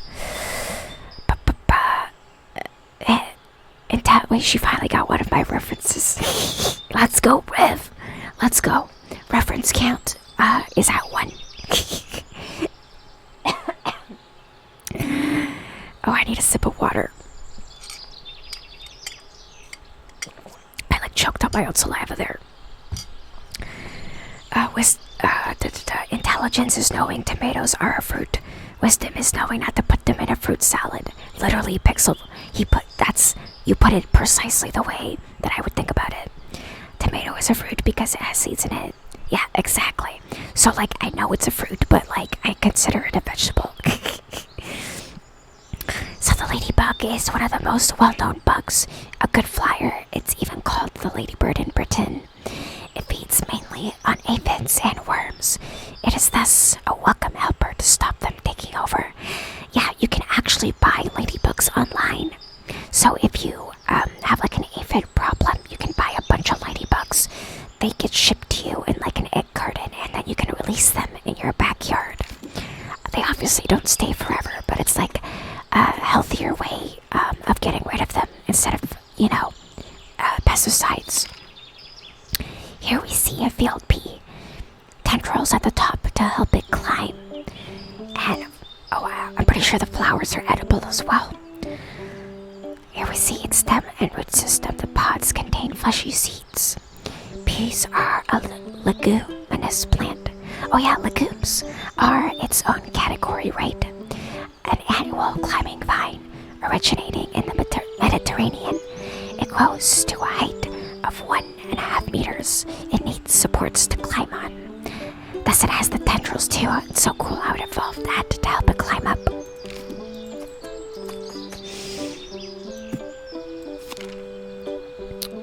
Any mods want to add a reference count command? Yeah, is there any mods in chat? I don't know. Because that would be really funny. Honestly, I need to write that down. That's so funny. Cauliflower. I love cauliflowers. Raw cauliflower and vegetable dip goes hard. Here we see its leaves, stalk, and massive root system. The cauliflower rosette is a modified flower. So that's cool. So I guess because I knew that about broccoli, that broccoli is a flower. So I guess it goes the same for cauliflower. An annual brassica vegetable, selectively bred from collard greens, much like kohlrabi. I don't know what this is. Kohlrabi. What is kohlrabi? Or cabbage. Called a cabbage with a college education. Cooked in a wide variety of ways.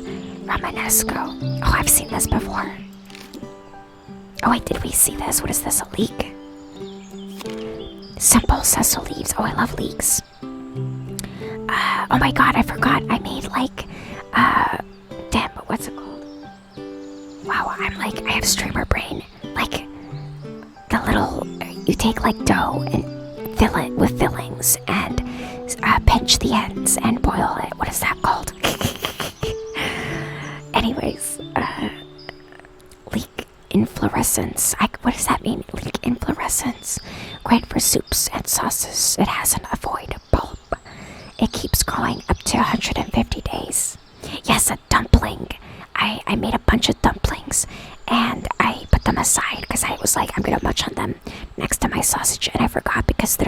behind me. So they're gonna be so cold. When I was a kid, I used to pretend I was a giant eating trees when I had broccoli. That's so cute. I love that.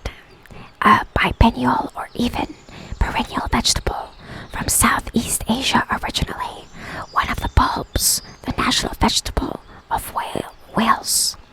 That's so cool how one thing can originate in one place, but it can spread because we just pick them around all over the planet. I've seen this before, a striped minstrel bug. Oh, minstrel bug because it's striped. Like, it's an entertaining jester.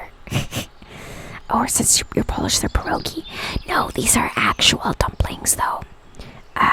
Because they're like the Asian kind. I bought it from like a Asian grocery store. It's like that kind of dumpling. They're a little different from pierogies. The wrapping is a little different, and the filling is a little different, but essentially the same thing. Here we see it has black stripes up and down its body. It can fly, and when it's threatened, it can emit a stinky secretion. An abundant shield bug found in meadows, glades, woodland edges, and gardens.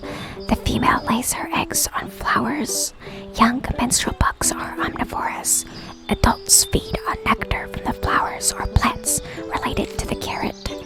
And here, I love how we can see the underground here. Look at something has munched on this carrot down here. Here we see the top stem of a carrot, and that a carrot is just essentially one giant root. So, fun fact, but carrots do not grow well in pots. We tried doing that one summer, and the size of the root was like an inch. So it had large green stems, and when we pulled it up, it was like a baby carrot because the pot wasn't deep enough. So definitely not a potted vegetable plant variety. Here we see the flower from the carrot and a close-up of leaves. It looks like bunnies like it as a snack. A perennial plant grown as a root vegetable comes from South Asia. Oh, I didn't know that. The orange roots were selectively bred. That's so cool how he bred so many veggies and fruits and things. Root to parsley. I love parsley. Here we see its stems, the root, the flower, the leaves. It is used widely in the food industry. A biennial root vegetable originally from the Mediterranean, often added to potato salad. Yeah, you can do so much with this. You can shred it, add it into like a mixture for baking or salads and things like that too. You can eat it raw. It's really good. Oh, this is calabri. Petole leaves. I've never eaten this, I don't think. Above ground stem tuber. That's so cool, look how thick the stem is. The kohlrabi. The kohlrabi flower is similar to mustard. Slugs love kohlrabi leaves. Leaves are cooked like cabbage. A biennial brassica vegetable. It grows to a height of 50 centimeters. It also originates from the Mediterranean region. That is so cool. Okay, so I know what this is. Those are Brussels sprouts. Brussels sprouts grow in a stalk. Isn't that cool? If you Google this, if you see an IRL picture of a Brussels sprout stalk, it looks even weirder than the illustration. So the Brussels sprouts are actually florets, so I guess like a flower bunch. Harvested in the winter too. Brussels sprouts are florets. Here we see a leaf close-up. A hardy biennial brassica vegetable, first cultivated from cabbages. Wow. In Belgium in the 18th century. That's so cool that they came from cabbages. What? Okay, garlic. I love garlic. I love the smell of garlic. Like when you're cooking, it instantly makes everything taste better. Also has sessile leaves. So you see the flower. Has segmented cloves in a spherical bulb. Pungent with medicinal effects. A perennial plant from Central Asia, grows to a height of up to 40 centimeters. A widely used food flavoring. Oh my god, I saw this really funny TikTok about this quote-unquote plant hack where all they did was take a clove of garlic and plant it to grow more garlic. And it's like, that's literally what agriculture is, you idiot. Not a plant hack. Like, that's what I'm talking about. Like, people literally are so far removed from growing your own food that they literally call it a hack. Onion also has sessile leaves, papery skin, a robust stem. Onion pollen is collected by bees. Onion cross-section on the inside. Onions and honeycomb, a common cold salve. Yeah, there's like a Polish remedy for sore throats where you soak an onion in honey and like hot water, and it's disgusting. And apparently, like, if you drink it, you'll feel better. And I remember my older brother said that my mom forced him to drink it all the time when he got sick. And it literally gives him flashbacks, like trauma flashbacks. Another biennial, a perennial plant originally from Central Asia. That's so cool how so many of these plants are from the Mediterranean or Asia. When sliced, it releases an eye irritant. Oh look, we have a little caterpillar hiding. Hello. It's a cabbage white caterpillar. The body is covered with hairs, dark spots. Miss me with that cold remedy. Yeah, it's disgusting, Rev. My mom tried that on me and my younger brother like once, so we're like, hell no, we're not doing this. It's disgusting. A common garden caterpillar targeting cauliflower, calabri, broccoli, and cabbage. It mutates into the cabbage white butterfly. Okay, so I've seen this butterfly a million times too. This is very common here. Preyed upon by birds, the larvae devalue leafed vegetables not just by nibbling, but with their droppings too. So it just decimates your vegetable garden. Lettuce, one of the most common ingredients of a salad. Eat your salad, people. Salad first. And the reason why you want to eat your salad first is because it can digest easier instead of sitting on top of the rest of your food in your gut. So it's better if you eat this first rather than like your proteins and carbs. You have to save that for after. A leafy vegetable cultivated throughout history. Smooth or crinkly leaves bunch up to form a head. Its flowers resemble a dandelion. I've actually never seen like a flower from lettuce. The leaves are the part usually eaten. The lettuce is rich in many vitamins. I also love kale. Do we have any kale lovers in chat? Because I love that. And radishes too. I love radishes. Optimal eating strats, taking notes.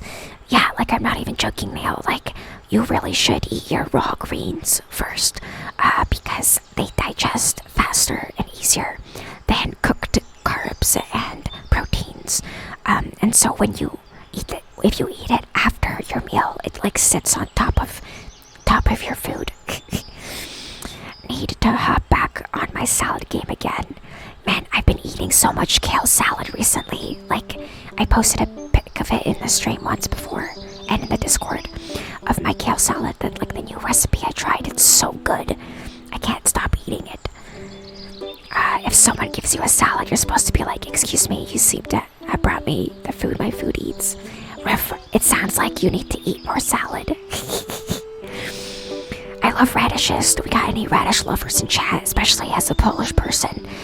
This is like super popular in Poland. So I grew up eating like radish and cream cheese sandwiches like all the time.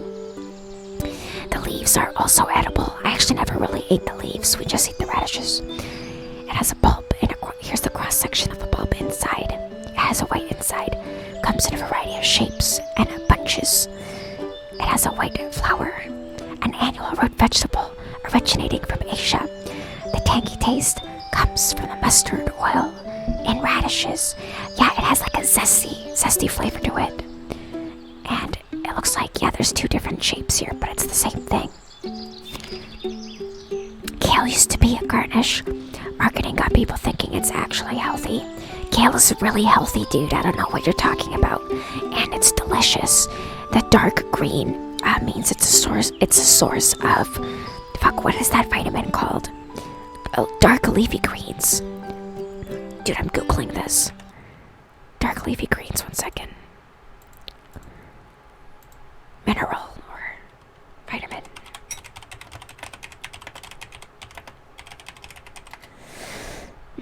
Okay, there we go. Because dark leafy green vegetables are a great source of nutrition, salad greens, such as kale and spinach, are rich in vitamin A, C, E, and K. So there you go. I'm sorry I had to fact check near there because I don't know what you're talking about, dude. I think somebody just doesn't like salad. I think somebody needs to learn how to eat their greens. Let me just take a sip.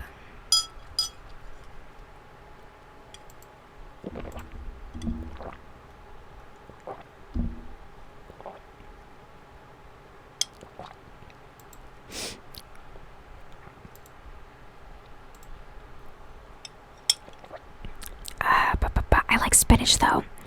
So maybe you just had a bad experience with what's it called? With kale. But there's so many different types of kale, Rev. Time to help myself to handfuls of spinach like the feral leaf goblin I am. Yeah, honestly, just even plain spinach is fine. With on the side of a meal or whatever. I love spinach. Also comes in a variety of different things. Here we see a woodlouse. Also, we call these potato bugs as well. I look at the segmented body, active only during the night. I feel like I've seen these during the day. It is a member of the terrestrial crustaceans. It shuns light, lives in damp places under stones or wood. Young wood lice are pale, adults are dark. When threatened, it curls up like a little armadillo. It feeds on plant and animal remains, living up to 3 years. Yeah, so if you pick one of these bad boys up, it turns into a little ball. It's really cute. I remember playing with those as a kid. Kale is bitter? No, it's not. I feel like you've definitely had bad kale, Rev. There's different breeds. There's different strains of kale. The kale I have, okay, because kale comes in different shades. The ones that come in lobed dark green leaves are the most bitter. But then you have kale with almost scalloped edges that come in little bushes that are a lighter green color, and that one is not bitter at all. It's so good.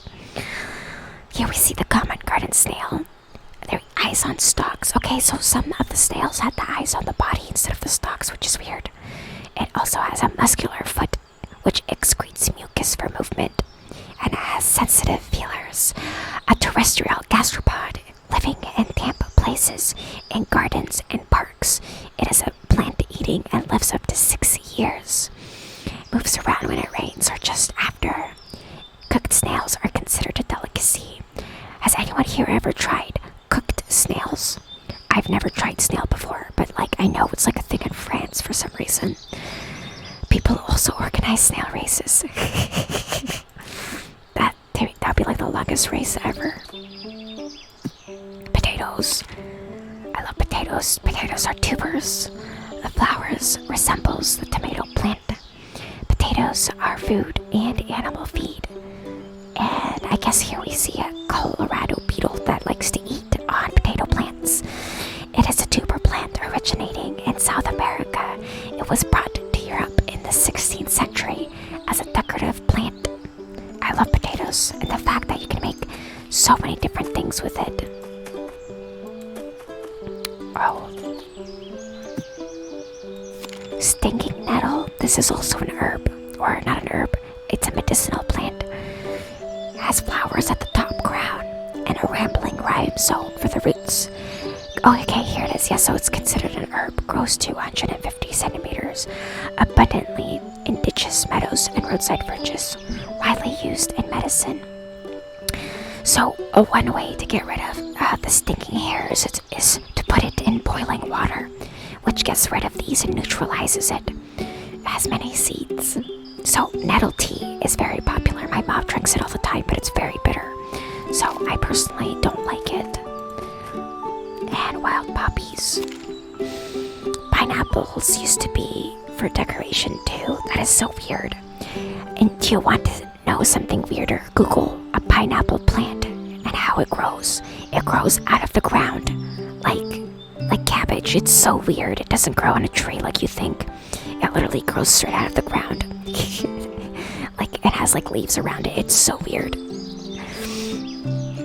Here we see the petal leaves, flower stem. The stem responds to injury by exuding milky sap, and it has jagged leaves. Flowers from May to August. The fruit is a puppy head. A puppy doll. Yeah, that's cute. You can make dolls with it. An annual medicinal herb, widespread as a weed in meadows and fields, originating from the Mediterranean. Fun fact, I saw this video about these migrating geese, like in the Middle East, or I think it was in India, where they eat a bunch of these poppies on their migrating route. And for those of you who don't know, opium is a drug made out of poppy seeds. So basically, all the geese eat like the poppy flowers and get high. Like they don't know what's happening, right? But they get so high off the poppy, like the farms, the poppy farms. So I thought that was just funny. Fun fact. Okay, it looks like we got everything underground. Let's see if we didn't miss anything at the top here. Okay, we had this. What is this? And a beehive. Earwig. You would think they would grow from trees like a coconut. Exactly, Ref. Like, when I found out how pineapples grow, it was like so weird. Whatever. Nature's weird, man. Nature's weird. Earwigs are so... Give me the heebie-jeebies, too. Here we see it has pincers on the back of its body. It's omnivorous, active mainly during the night. Under the elytra, its wings are fan-shaped. It's frequently found in human dwellings, also basements, as well as fields, meadows, and forests. The female lays up to 50 eggs in the nest, diligently cares for them, and keeps them moist. The lifespan is up to 1.5 years. And they're pretty creepy looking. Oh wait, where are the bees? There we go. European honeybee. It looks similar like to the wild one we saw earlier. In the combs there are bee larvae stored in honey and pollen. Their stinger is barbed. Honeybees form large bee colonies. It's the exact same as the other one. Wait, let me just see this. Oh, I think that is telling me that there's bees in here. There should be another one. Okay, there we go. They all came out. They all came out. Oh, we missed the red currants. I also went red currant picking once before and made a pie with it. That's like the Seinfeld episode where Elaine kept failing a drug test and it turns out she was eating bagels with poppy seeds. That's crazy. Is that like a real thing, or was that just a bit? Like, is there enough inside poppy seeds in bagels to fail a drug test? That's crazy. Red currants have long stems, 5-fingered leaves, and inconspicuous flowers, so their flowers are not very obvious. The berries are tart, and yes, you can make various things with them like wine, juice, and jam. A deciduous fruit shrub or small tree. It flowers from April to May. The berries are popular with blackbirds. And so let's just double check we got everything at the top here. Looks like we did. And I will double check. But it looks like we have finally finished every single level in the game. Yes, looks like this is it. Thank you guys so much for hanging out with me tonight. I honestly had a really good time. Let's see who's online so that we can raid out. And let me just start the raid message. Here we go, here's raid. There is the raid message. Wolfpack incoming. Make sure you copy paste this, and then we're also gonna see who's online. So keep your butts put. Nobody's going anywhere. I'm watching. I'm watching you guys. Let's see who's online. Oh, let's see here. Oh, there's quite a few people online actually. Let's make sure. Okay, let's raid somebody new. I found like a new person the other day. She's very chill, very cool. She also loves to read books. Oh my god, she's literally reading a book on stream. This is perfect. Her name is Darth Spanky. She's very cute. Honestly, I love her style a lot. So we're gonna raid Darth Spanky. New person. She's so beautiful. Oh my god, I'm looking at her stream right now. She's so pretty. Okay, so let's get the raid started. Raid. Yeah, she's reading a book.